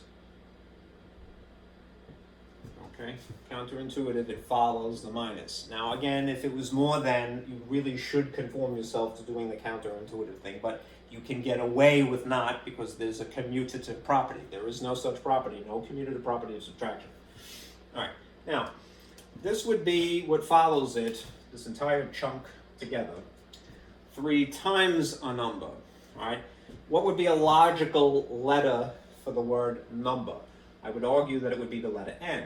So you could put 3 times n on this side, and it would be in front of the subtraction symbol, and you would technically be fine. All right? But there is often a more refined way to do things. So start out however verbal you are, verbose, and then slowly but surely whittle it down to the essential, boil it down to the essential ingredients. There's a more concise way of writing this in multiplication, right? Which is to simply squeeze them together. So you would have 3n minus 5 equals. Okay. Now on the opposite side, we have the same as, which is sort of redundant. Is also equals, same as is equals. All right. The number increased by 7. So we've already decided that the letter involved here is n. All right. And then increased by, although it's getting sloppy, sorry for the mess. This increased by implies that you're adding something plus something, right? So the number is mentioned intuitively first, so I'm going to put an n here. Increased by means something plus something, so I'm going to put a plus here. And then it ends by spelling out the word 7, so I'm going to use the mathematical equivalent, which is 7 there. Okay. What you see here, everything from here to here is an equation. In order to solve it, we have to perform opposite operations. We have to perform algebra, because there's a letter involved, which means we're going to perform opposite operations, and then to make it legal, we're going to do to both sides of equals, right? What I do is I make a little table like this. I put a line with a space, as if you want loose leaf here, right? To justify moving, I don't want it to conflict too much, so I'm going to get rid of this gobbledygook. Right. To justify moving anything, all right? This chunk, which is referred to as a term, anything separated by a plus or a minus is a term, or this chunk over the equal sign, you perform opposite operations and you do it to both sides to make it balance, to make it legal. All right. Now, there is no real wrong way to do that. All right, as long as you're doing the correct opposite operations. All right, but there is some strategy to this. All right. Start out, if you're very unfamiliar and maybe not that comfortable, with moving letters over to this side. Right.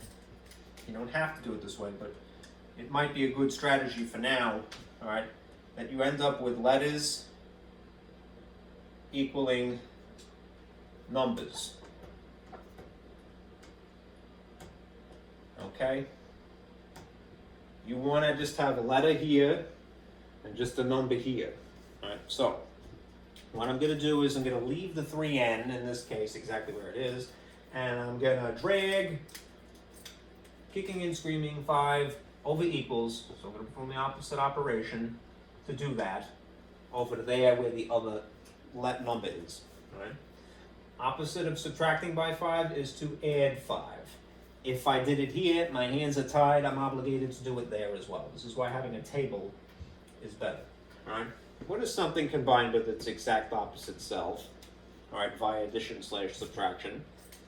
Well, it cancels, right, which is strategically so, right? That is intentional, because we're trying to get it to just a letter, isolate, right? Isolate the letter, right? Here's your letter, right? And then if I combine these, all right, 7 plus 5 is just 12. So it'll be plus 12, I'm going to include the sign.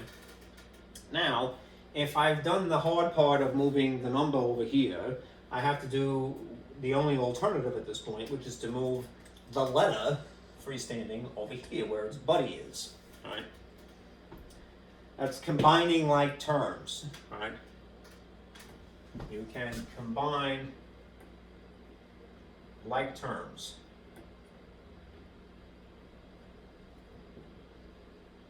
These things are like because they're just regular numbers.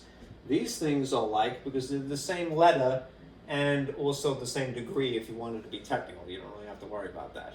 What's the number sitting in front of this 1 here? Pardon me, this letter N, I just said it, without really having been written.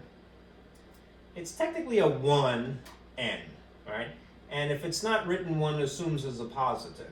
The only reason that it's important to fill in that missing information is because it will make it easier to decide how to move this.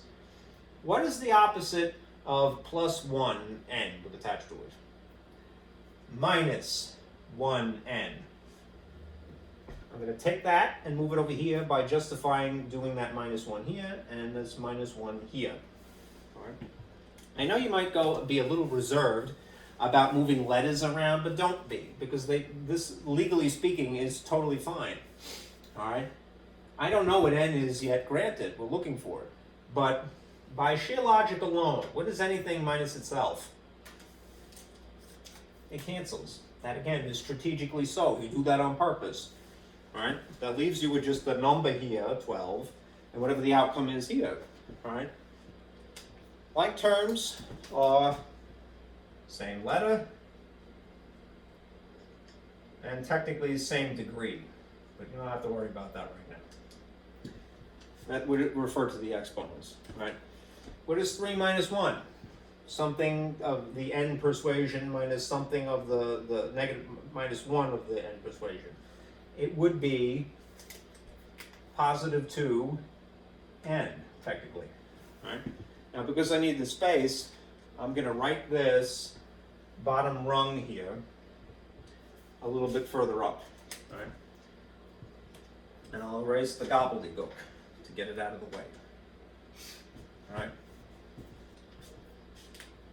If what you're left with is 2n, essentially, don't go to sleep, not that boring, all right, equals 12, because the positives are not really necessary to write them unless you feel like it.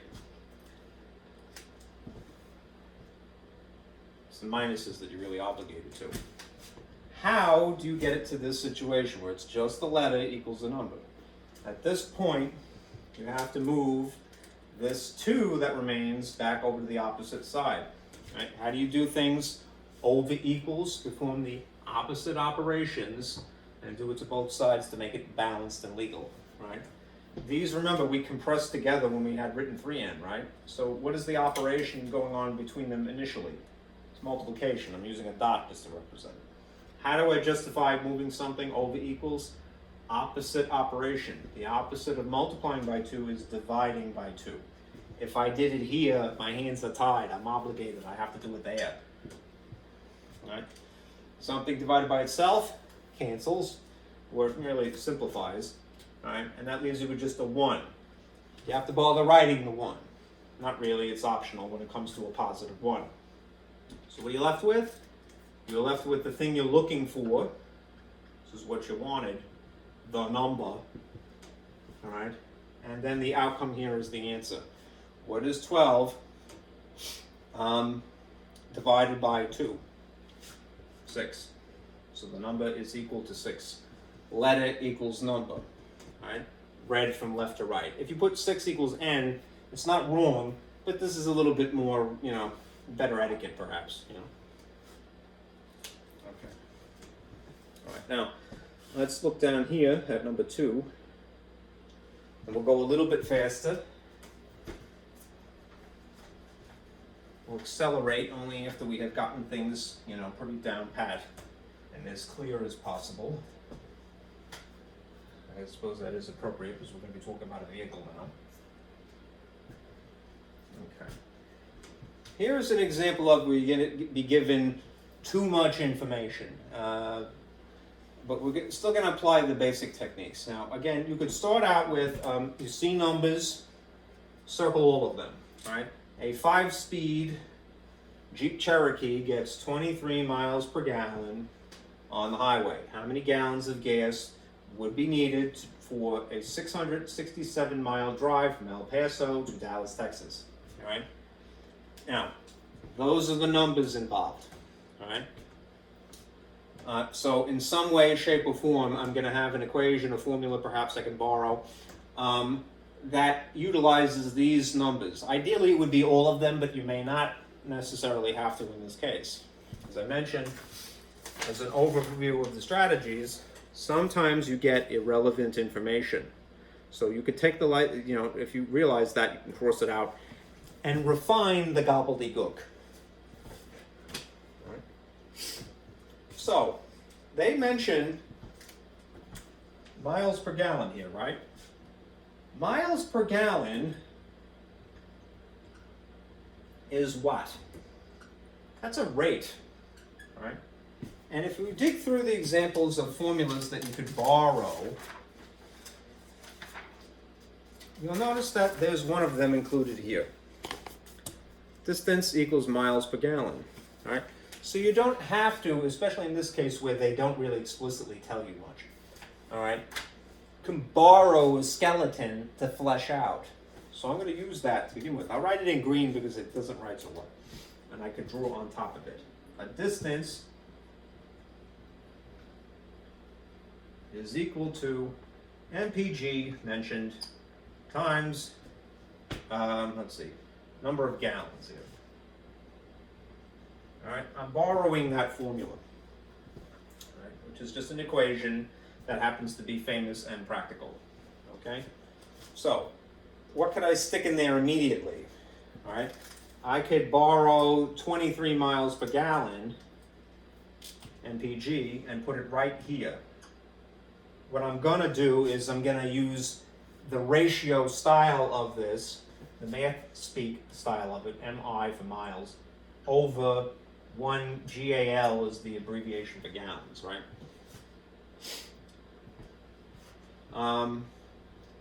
A couple of things. Remember, per implies that you're talking about a rate, and again, depending upon the context of the problem, you may end up multiplying, or you may end up dividing. Right? By itself, this is something that is division, but it's already simplified. All right. Now, how many gallons of gas would be needed for a 667-mile drive? All right, this is the distance here. All right. So the distance of 667 miles, I'm going to include the unit for right now, is going to go there, which means I've used this and I've used this. All right. And then it goes on to mention from where to where specifically, from El Paso to Dallas, Texas. All right. The real question is, what is sitting here? How many gallons? All right. We already have the majority of information, 2 out of the 3 parts. So we have all of the information necessary. But the only added thing is that because of the nature of gallons being on this side of the equal sign, and a number here and a number here, we're going to have to perform algebra. So what I'm going to do is this. All right, I'm going to mention that other technique of crossing out irrelevant information. This is irrelevant. All right, it's interesting, but it's not important to solving the problem. The 5 that was written here, 5 is a number, right? but it's not anything important to this formula. It's just an interesting fun fact about the transmission, all right? All right, so that is also irrelevant, right? What is circled is included in the formula is borrowed, and what we're looking for is right there, all right? Now, if you wanted to get really in the weeds, and this would be better in a physics class perhaps, we're looking for a certain number of gallons, so I'll put a question mark and I'll use the abbreviation of gallon. Notice what's going to happen here. This is the unit conversion model at play, all right? Gallon above the line technically, because there would be a 1 here if you want to make this look like fractions, and gallon below the line. So these things would cross-simplify if you really wanted to be fancy, right? And that means that what you're left with is this. 667 miles, all right, is equal to 23 miles times so many gallons, all right? I crossed out the units, so we're just going to justify the, we know what it represents, all right? We're just going to find the number, essentially, all right? How do I move this 23 from over here to over here algebraically? Since involving multiplication as part of the formula, to justify moving the 23 miles, I would have to divide by 23 miles here. And if I did it there, again, my hands are tied. And I have to balance it, which is a beautiful thing, really, by doing the same thing here. You can get away with murder in math as long as you're consistent, all right? So, what is something divided by itself? Cancels to 1 or simplifies to 1, all right? The unit of mile over miles would also cancel simultaneously. Same thing would be left over here, all right? And then you have the thing that you're looking for. This question mark, since I didn't use a letter, represents number of gallons to answer the question, all right? On this side, so that's more or less the letter, all right? And then on the opposite side of the equal sign is this problem, which you would enter into a calculator or do it brute force, whichever you prefer. All right, 667 divided by 23 is, I forget offhand, so 29, I think, if it actually works out. I'm going to do it brute force because why not? All right, 23 times 2 is 46. 23 times 3 is probably overshooting it, but don't feel bad if you do the work. 69, too much. All right, so we're going to go into this twice, which is 46. The difference is 2, drag down a 0. That's a 0. Drag down a 7. If this was 20 and that was 200, it would be exactly 10. So I'm going to estimate 9. 7, carry the 2, 18 plus 2 is 20, so it's exactly 207 to 0. So this is 29. 29 gallons. All right, whether you did it by hand or used a calculator is fine. All right. It's the technique that is important right now, not the arithmetic. All right, moving on. All right.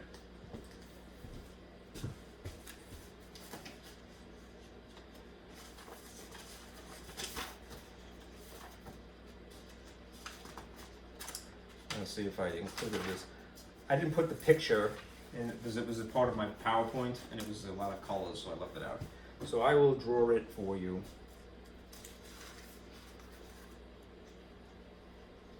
All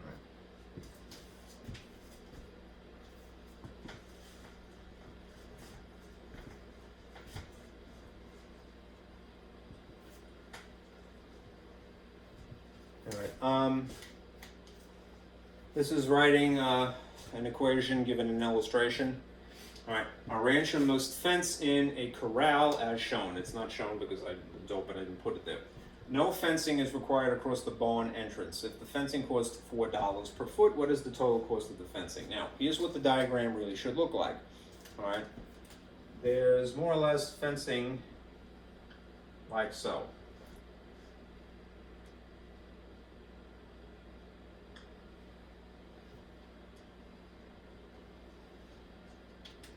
And because bonds happen to be red, I'll draw a little red bond here.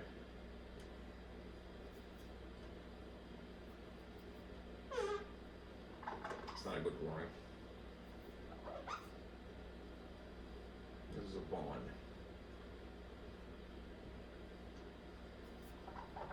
E-hall. Okay. Now, the dimensions that are quoted to you in the picture would be that from here to here is 300 feet, and this is 235, and that's 200, and that's 200, and from here is 475 feet. Right? Feet, feet, feet, feet. Everything is feet. Feet, feet, feet. Okay. Good. All right, now, if you're talking about fencing, I know that we're talking about a three-dimensional thing, a fence is three-dimensional. We are nonetheless talking about a perimeter without explicitly saying so, all right? And we know from our list of possible formulas we can borrow from that the basic idea of a perimeter is that it is to add all sides. All right? So we can calculate that if we had to, all right, in terms of its numbers of feet. All right? It goes on to specify that the fencing is not required across the bond. Right? All right, so you don't have to worry about that much of the perimeter in the classic sense of an enclosed space. The bond is where the animals live. All right? Sleep. All right. If the fencing costs $4 per foot, notice the word per there. This is a rate. All right. What is the total cost? Notice this phrase, total cost, does mean that we're going to look for a dollar value somehow. All right. Based upon the fencing. All right. So let's get the perimeter first. We're going to calculate the perimeter. All right, because it's going to be something plus something plus something plus something plus something. All right, and then we're going to use the conversion rate, right, to figure out total cost.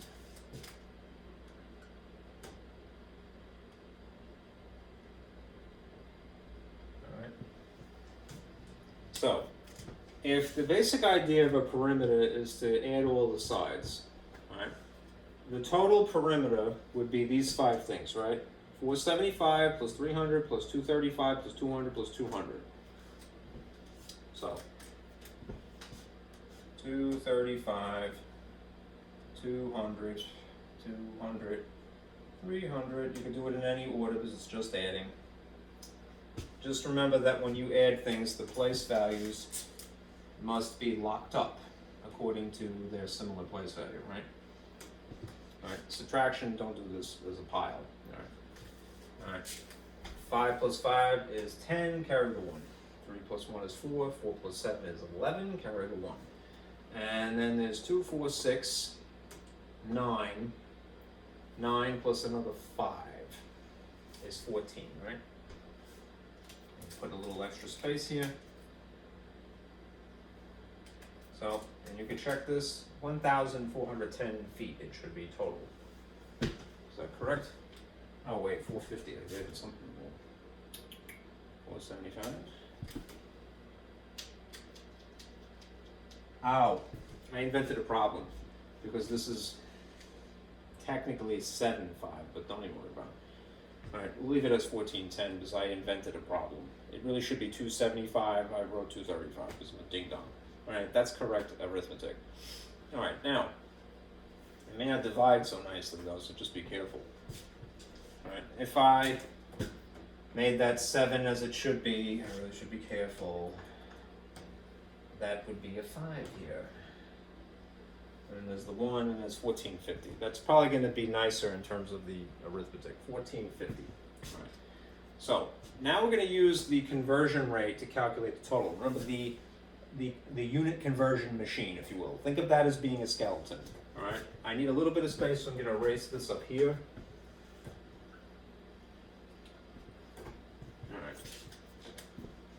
basically what is given times this conversion factor or conversion factor rate, whatever you want to call it, that will give us what we want. Right? In this problem, we want the total dollar value. All right. If what we've calculated that's now given is 1450, to flesh out the skeleton, I'm going to put 1450 here. All right? So I'll make it 1450 over 1. If I want there to be a cross-cancellation effect, I'm going to have to put feet underneath this line and the dollar value above the line. And the dollars goes in front of the number, not after it. So it's $4 per 1 foot. Okay. Now, what is going to happen to the units of feet strategically, because we rigged it that way, is the cancellation effect. It's 1 times 1. You don't have to have a denominator now if you don't want to. It's really 1450 times 4. All right. So 1450 times 4, 0, 0 carry the 2, 18 carry the 1 is $5,800. It should be, right? Yes. Is what it will cost total. Okay.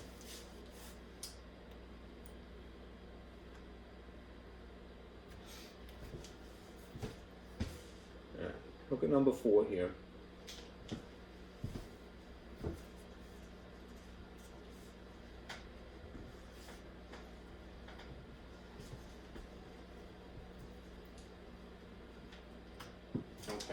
A biologist wants to estimate the number of moose in a wildlife preserve. All right? She captures and sedates 250 moose, tags them, each of them, and then releases them back into the wild. All right? After several months, the biologist recaptures 120 moose at random and notes that of these, 4 have tags. All right?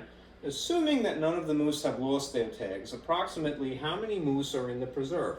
This is an indirect way of counting animals that you can't, catch up and meet and look at. All right. So it's probably not perfect, but it is a very good technique for estimating how many animals are around in the wild. All right. And how so? It's by taking advantage of the proportion machine. The proportion equation. All right.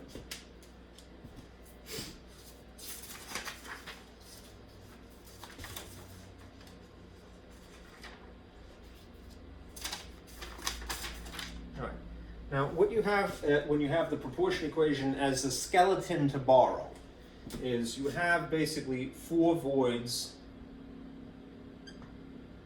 to fill in, right? Which means that you need really 3 of them at least in order to answer this question, right?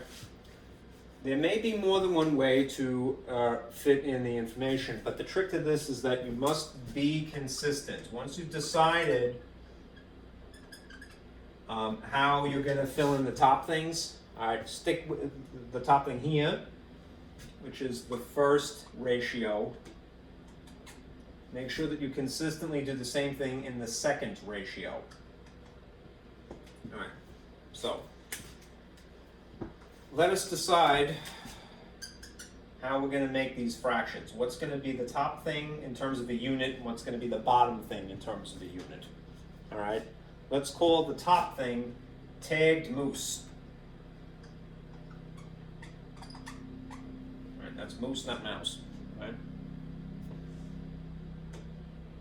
And then let's just say the bottom thing is total moose.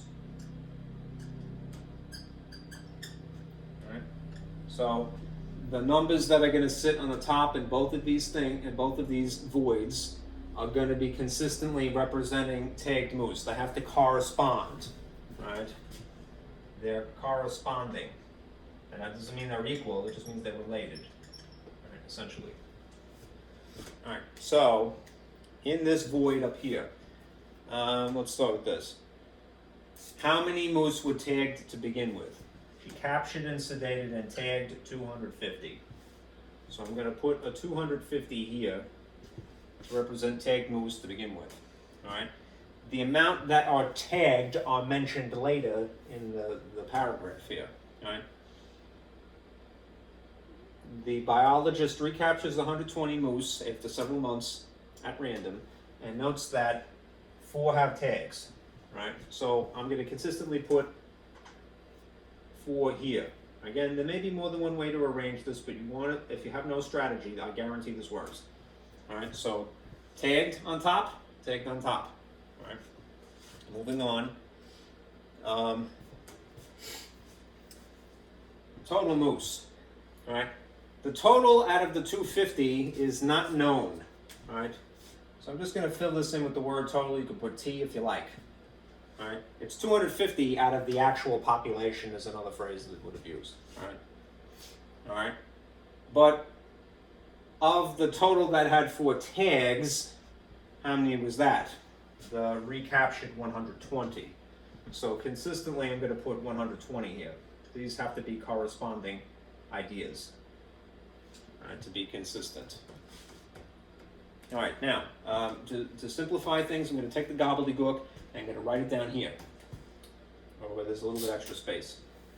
We have 250 out of a total population of moose is equal to 4 out of 120, all right?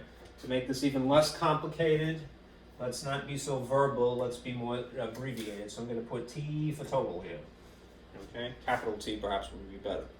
All right, now I have a fraction, a ratio set equal to a second ratio. I have a proportion equation, a proportion machine, whatever you want to call it. And the technique there is cross-multiplying, not cross-simplifying, which means you can do actual multiplication. What is the abbreviation multiplying diagonally this way for 4 times t? Most concisely written, it would just simply be 4t. That's 1/2 of the resulting equation. Now we have to do the other way, which is to multiply diagonally this way. All right, and that's a little bit heftier, right? It's going to be 250 times 120. All right. If you want, all right, you could kind of fake multiply. I know that sounds weird, but it might be practical. All right. So nothing wrong with doing the actual multiplication. But I'm going to kind of cheat because I know I can get away with it. Which is, I'm just going to separate these as a product with the fact of a dot in between to simplify multiplication. In the same way that I put a dot here if I feel like it between the letter and the number, right? Why would I do that? Because I know from experience only that I'm going to move this 4 over here via algebraic process. And the result is that I'm going to have factored things here that I can then manipulate just to avoid a calculator. All right, you could use a calculator and get whatever this turns out to be. It's going to have 2 zeros on the end of minimal, 3 because 5 times 2, and it will be a big number. But I'm trying to be strategic because I don't always want to use my calculator, so I'm going to use shortcuts. How do I justify moving the 4 to solve for the total over to here? You perform opposite operations. So the opposite of multiplying by 4 is to divide by 4. This strategically cancels the 4, leaves you with what you're looking for. If I did it there, I'm obligated to do it here. Now, because this is not multiplied, it's merely factored, because I'm being strategic, I can simplify this any way I want, as long as it's factored like that, right? So I happen to know, because I know my multiplication tables, that 4 divides into 12 very easily, right? So, of course, I'm going to simplify. This becomes a 1, and that becomes a 30, all right? Right? It's just being strategic. You don't have to do it that way. The result is that the total is going to be the result of 250 times 30 that is left over. There's a 1 on the bottom, so you don't really have to worry about it, which is the same as 25 times 3, which is 75, and then there's a 0 and another 0. So 7,500 moose. All right. The actual arithmetic involved is not really what's relevant right now. It's not the essential ingredient of this, because you could use a calculator to do the arithmetic. It's the technique and the formulas involved. All right. Moving on. All right. Let's go to number 5. All right, here's a problem involving money.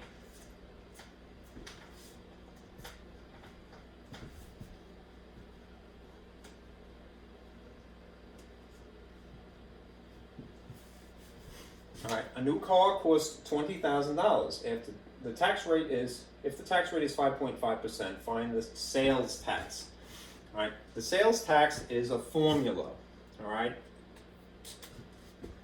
sales tax, all right, is derived from the part equation. All right. So if the part equation is essentially A% times a dollar value cost, that will equal the sales tax. All right. It's something times a percent, an original amount times the percentage that's quoted to you. That's the skeleton derived from the concept. All right. So I'm going to start with that. It's essentially asking you, what is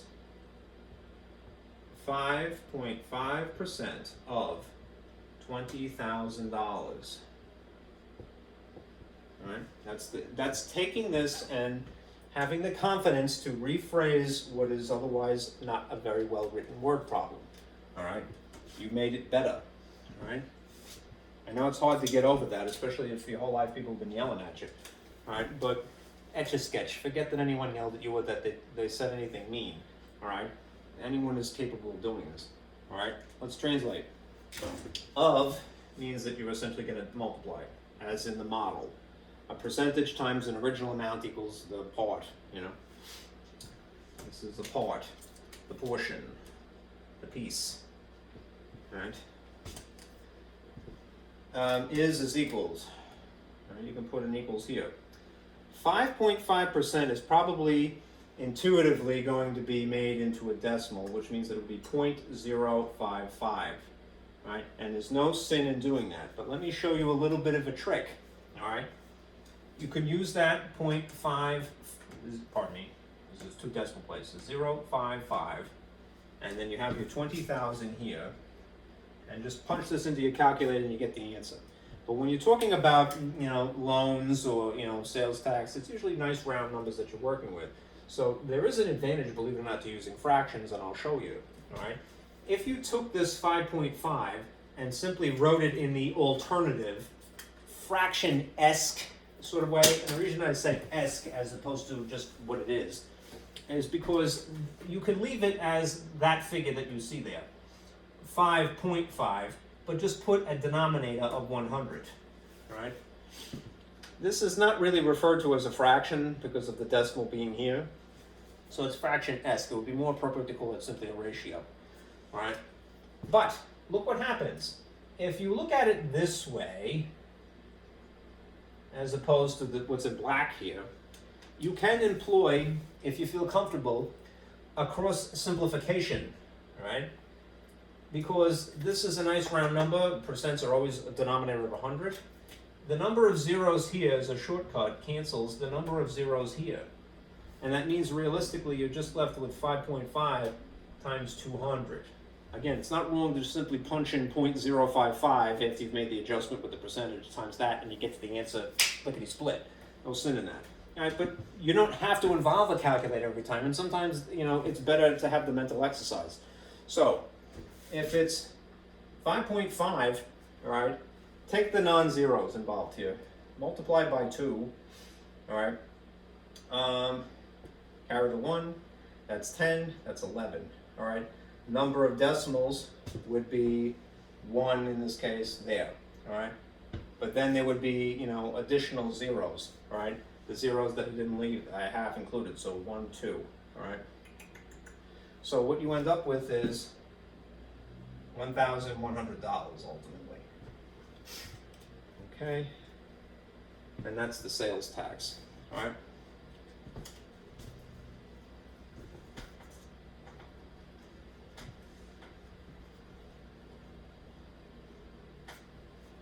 All right. me mention this again. Sales tax, discounts, all right, markup, commission, all right. These are all part equations, essentially. All right. That is if you're looking for the actual dollar value of each of these. Okay.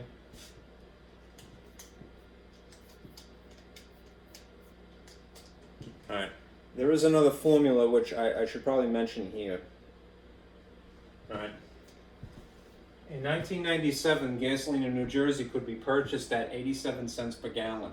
And then in 2013, it went to $3.87 a gallon. This is anecdotal. I remember this myself. All right, express the change as a percent of increase or decrease.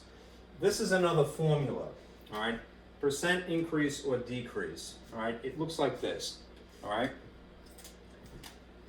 percent increase or decrease is equal to a difference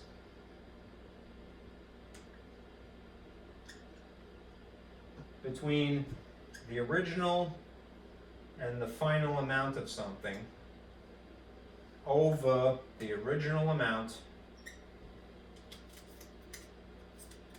all right, times 100 to make it look like a percentage, all right? So you're going to subtract two values, the original minus whatever the final amount is, and you might get a negative, all right? Oh, and then you're going to divide by the original amount. So it's a ratio of the original, right?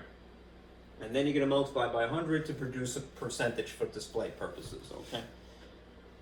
So,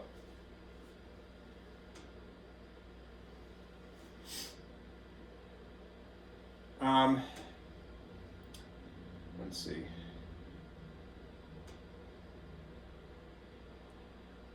You know what, let me just change one thing like this. Final minus original, okay? So, what is the original amount? 87 cents.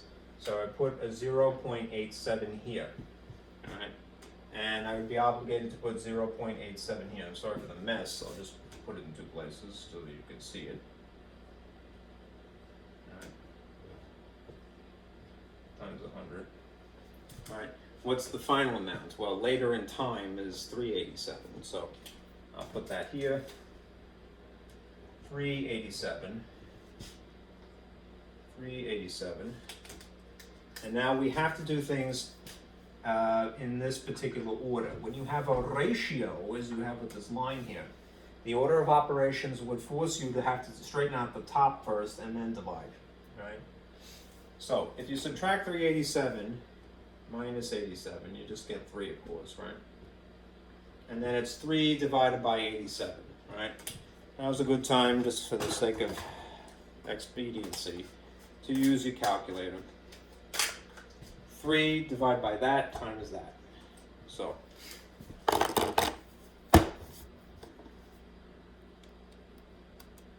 (3) divide by 0.87 times 100 would have the effect of moving the decimal over twice.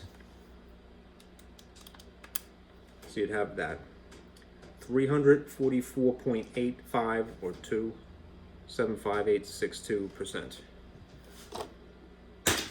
Okay? So this is the result. Right? Since you end up with a positive, that means that it's an increase. Right? If you had a negative, and if that would suggest the final amount was lower, all right, you would, that negatives imply that this is a decrease. Right? We got a positive. So about 345% increase in price, right? Which was pretty horrific at the time. Now, gasoline prices are still horrible. Anyhow, it would be great if we used dilithium crystals at this point. Perhaps someday we will.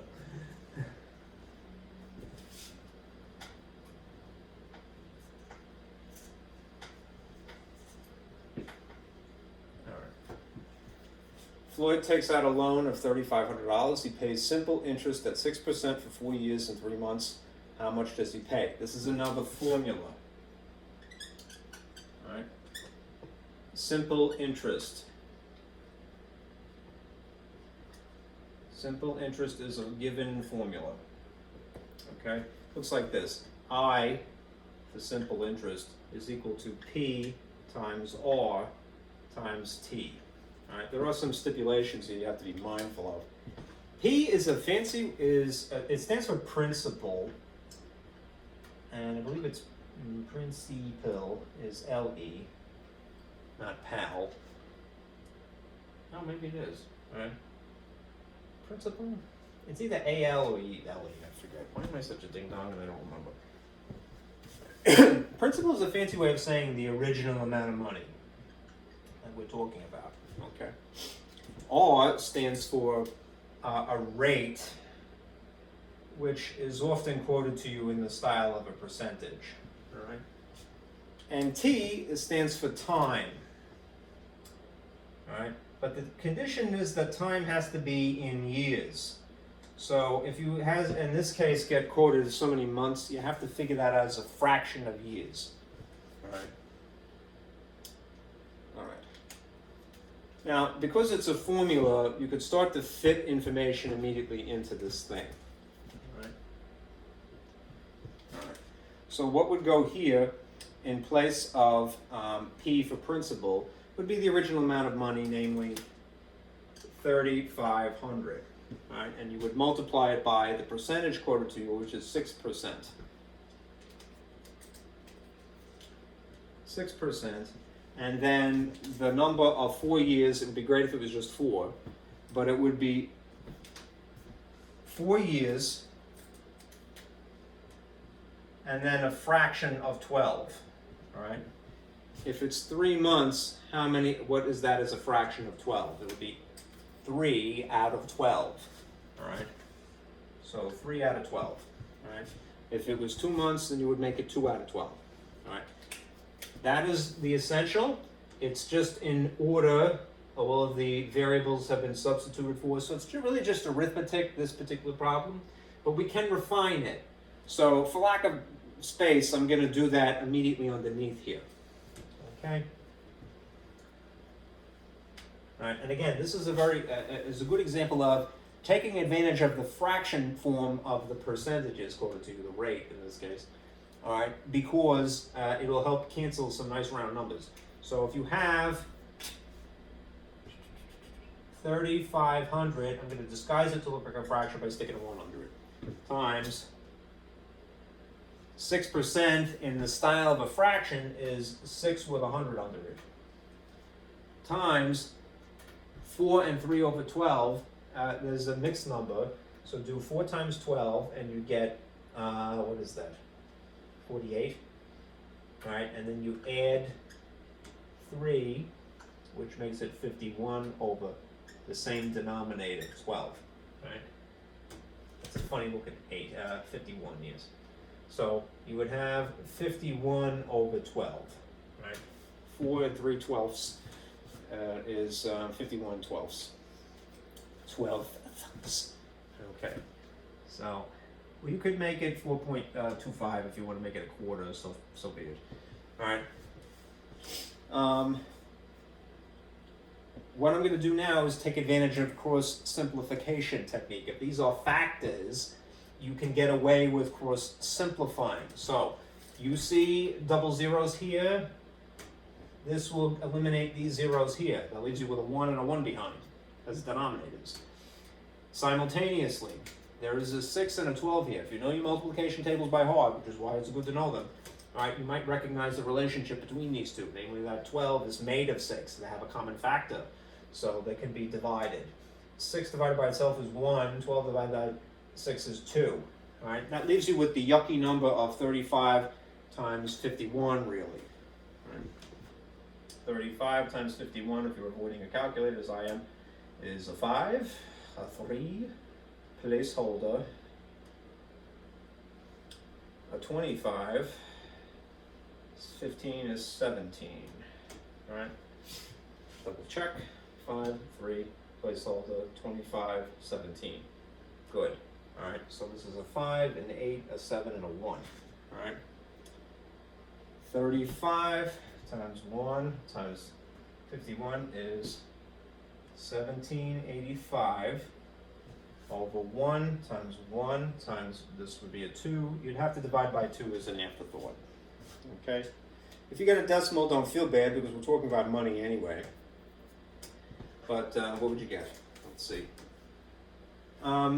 Leave the 2 where it is. Drop the 1785 inside. Put some zeros in it.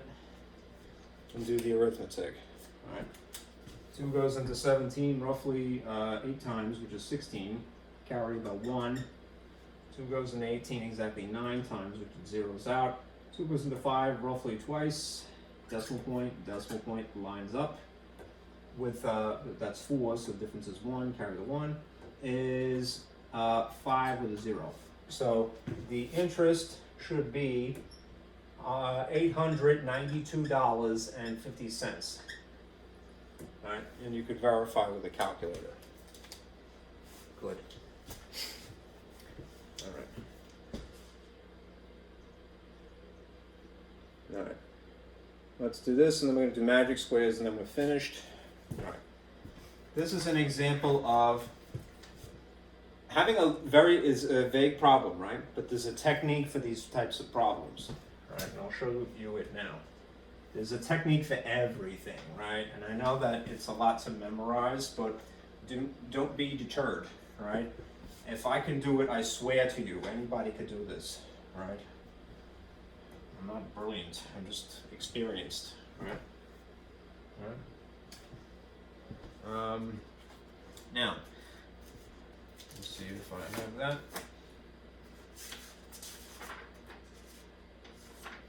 Yep. Okay. It's getting dark, right? The sum of 3 consecutive integers is 87. Let's take the little bit of technique that we have established to this point and utilize it, right?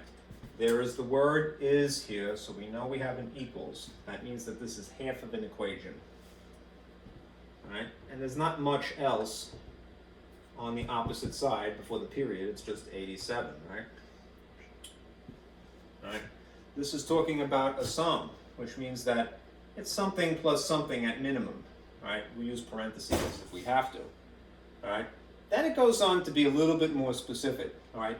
Unique to this problem. All right? It talks about 3 consecutive integers. If they're integers, that basically means positive, negative, whole numbers, or 0. All right. All right. If we're talking about integers, it could be 0 or the positive whole numbers or the negative whole numbers.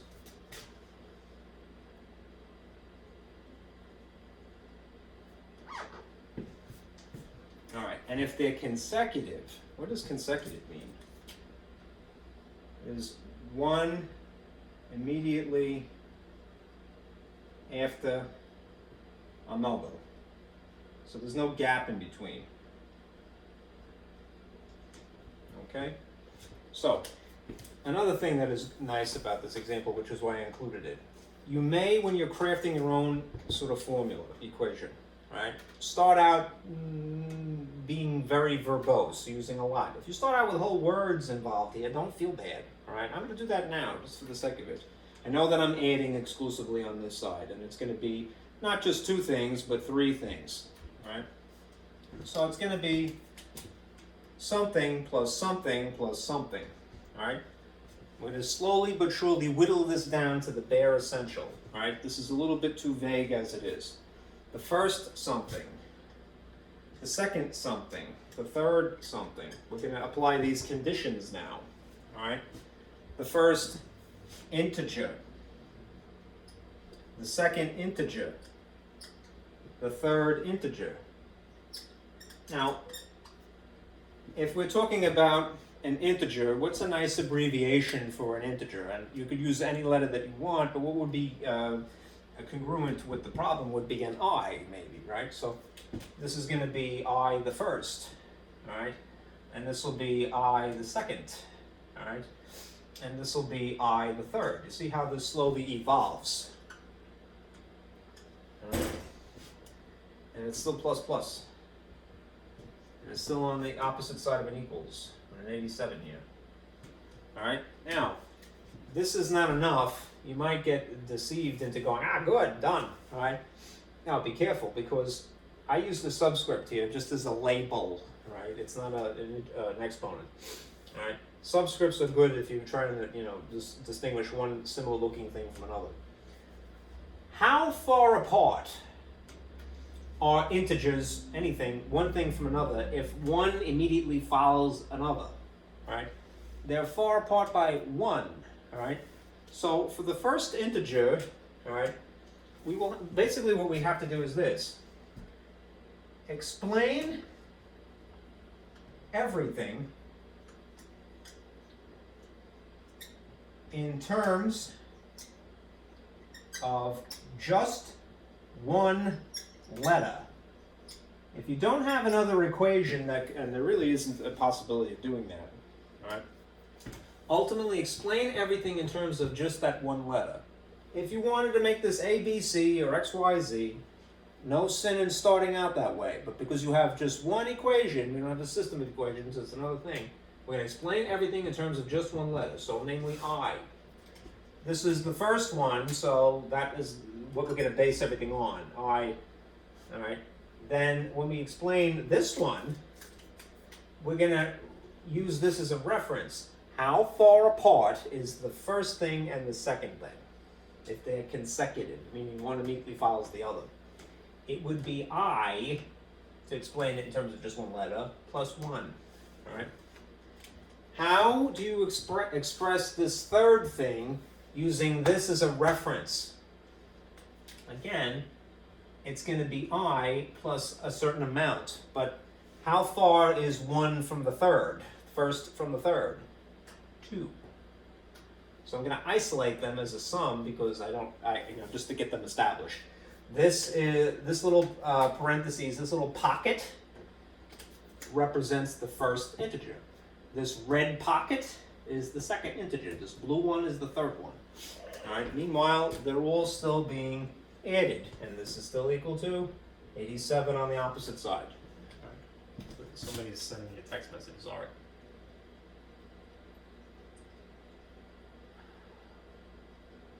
Geez, I hope there isn't. It's Optimum, my cable company. All right. Thankfully, I paid the cable bill. All right. Anyhow, once you have this established, the parentheses become superfluous, meaning they're not really necessary. I just did it to sort of isolate each of these unique quantities. All right. What you notice is that you have a bunch of i's left over, right? Once you get rid of them.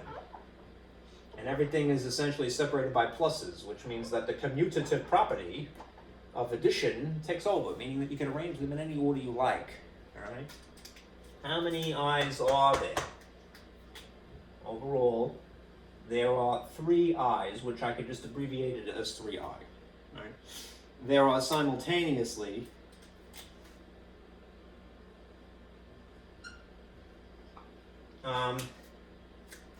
this plus 1 and this plus 2, which just coincidentally, if I added them, what would I get?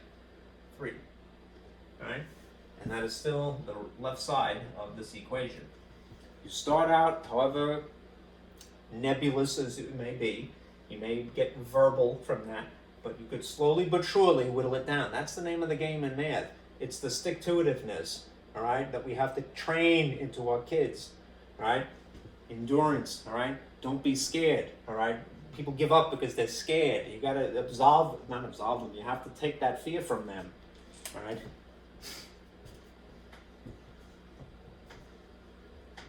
All right, now we have this.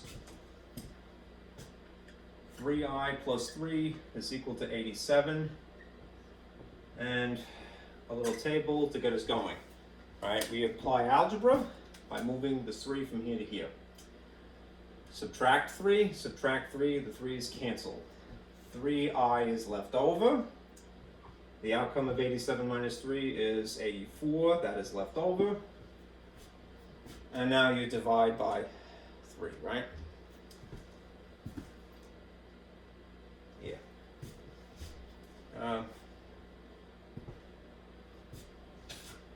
Alright, so how do you justify moving 3 from here to here over equals? Divide by 3, cancels. That leaves you with I equals divide by 3. The outcome of 84 divided by 3 is the answer. Alright, 3 goes into 8 roughly 2 times, which is 6, and we're going to carry the 2 for short division. 3 goes into 24, that's not an exponent, it's short division, 8. So that means that the first integer is 28, happens to be a positive in this case. If the first integer is 28, what would the second one and the third one have to be then? Right? 29 and 30. So it's 28, 29, 30 is all your integers. Okay? Alright. Here's the last thing. Sorry, this was a long shoot. YouTube will never forgive me. Take a look at this sheet to explain magic squares as concisely as possible. There is a typo here, I have to forgive me for that too. It's an image rather than imagine. Alright. Don't go to sleep. Alright, that's enough of that. There are my magic squares, there they are. Okay. Okay, magic squares. Ugh, there's a lot of gobbledygook.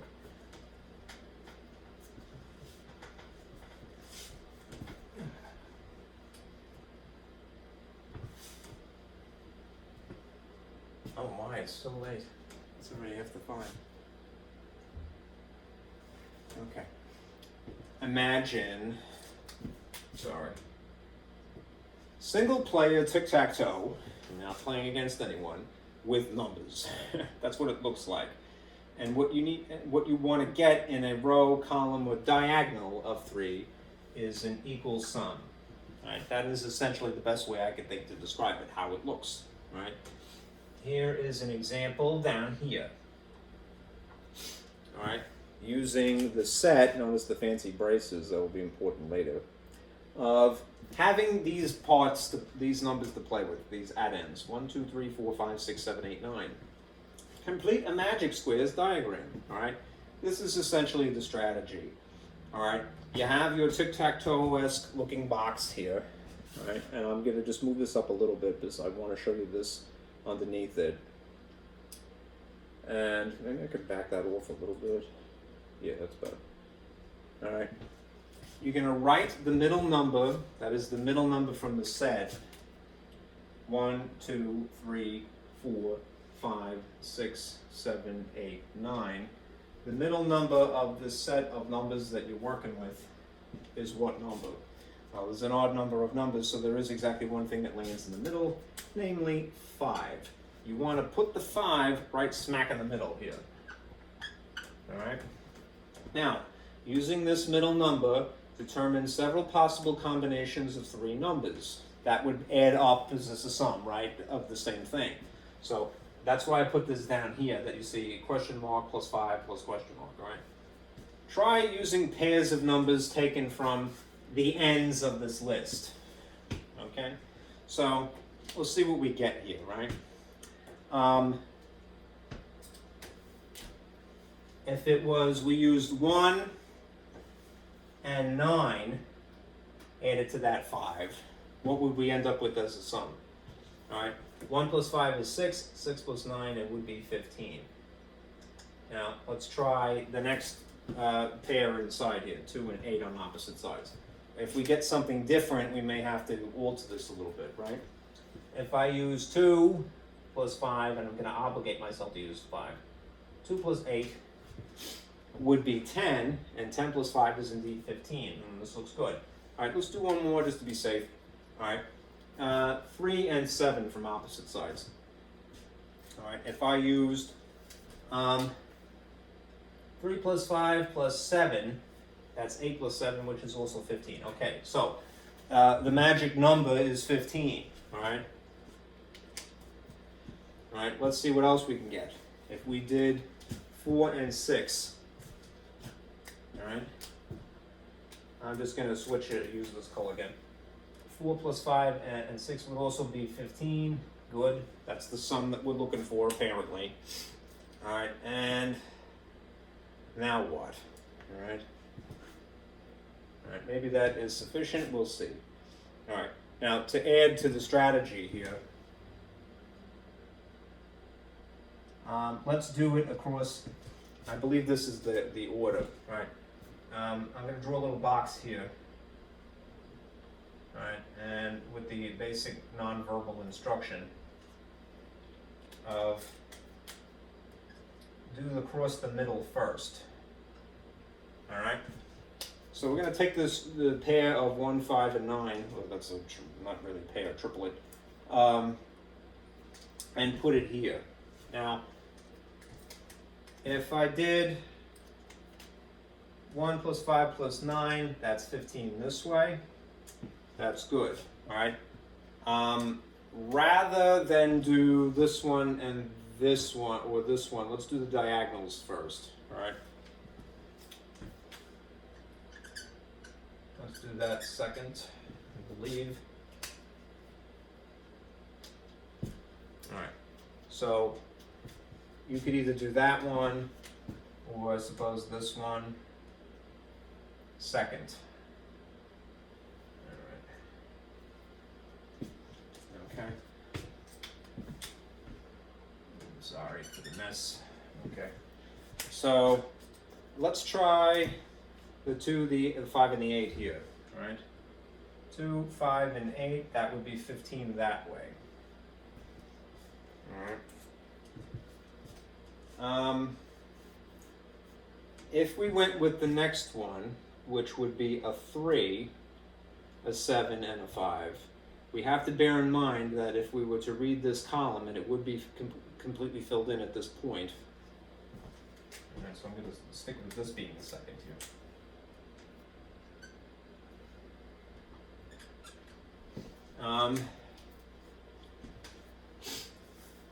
It's not going to work, right? Because it would be 2 plus 1 plus 3 if we start with 3. So let's try the next one here. All right.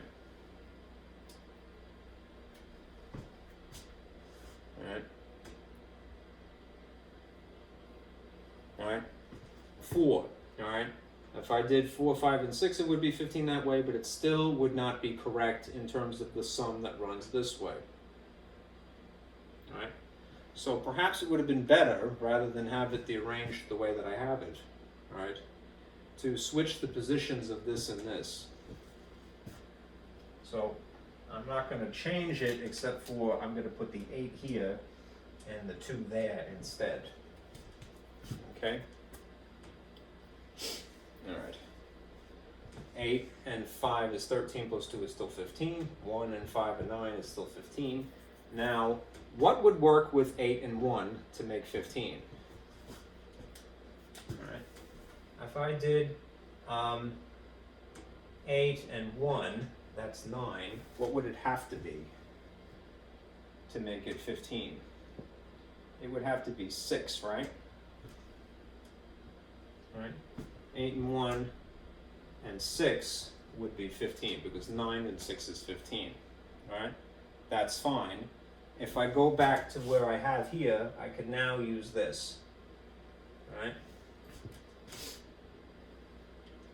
Alright, so it would be 6, 5, which is 11 plus 4. Alright, which means that, sorry, to change this up a little bit. Alright. Across horizontally, I would do first. I really should have done first. Down from here to here, I should have done second. And now this way, I'm doing third. And now I'm going to verify this is fourth. All right. There's probably more than one way to do it, but I think that would be intuitive. All right. So let's check with what we have. All right. The original is 15. This from here to here is 15. This from here to here is 15. and this from here to here is 15. So far so good, all right? What I should do is check this now. 4 plus 9 is 13 plus 2 is also 15, so good. 15, that's fifth, all right? And that probably is gonna dictate what I have to put here and here now, all right?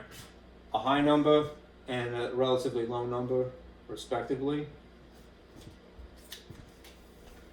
8 plus watt would, plus 4 would equal 15. What would work? All right. Let's see.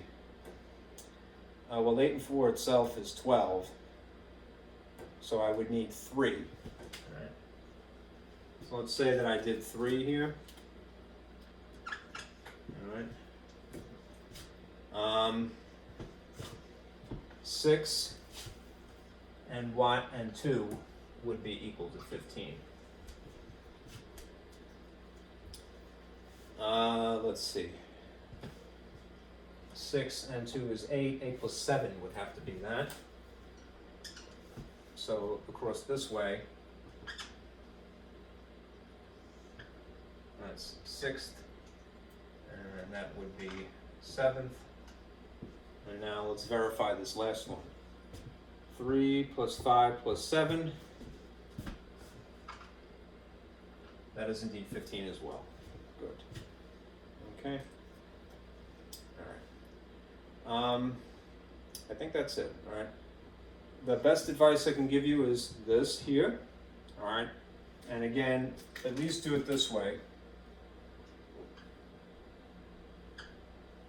All right. You're going to start with numbers on the outsides as sum pairs, as add-ins, and work your way in to establish a view.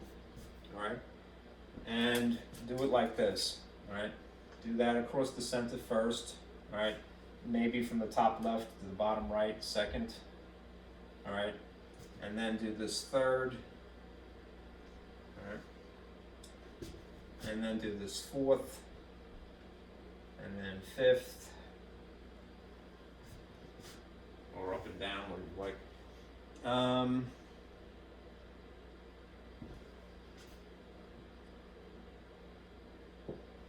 And then sixth, and seventh, and then eighth. All right, that's how I happen to have done this particular one. All right. You want to keep things as far as the larger numbers, keep them further apart. Keep the smaller number as pairs as far apart. That's why the original orientation of a 2 here and an 8 here was not practical, because I would have got 17 right off the bat. The arrangement was okay ultimately. I mean, the grouping was okay ultimately, but I had to switch the orientation of these two. Okay? All right. Now, let me expand my poor projector here, and I'll just remind you of a couple of things. And we're done. All right? Look how dark it is. Because it's winter. All right? See if there's any some natural light left over from outside. Okay.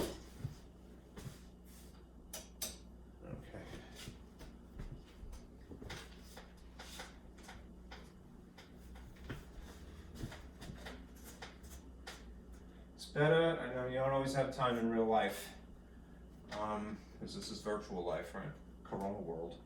You don't always have time to take things and discuss them intricately. But insofar as math is concerned, it's always better to do that. It's always better to over-explain than under-explain something. All right. So for homework, at this point, because we're into our third class, all right, what you want to do is section 1.3 and 6.3 in my lab. Okay. If you do that, you're right where you're supposed to be. Okay? All right. Thank you guys for sticking with me. Do try to print this and you'll be okay. And that's that. All right. I'll see you on Thursday. Be careful out there.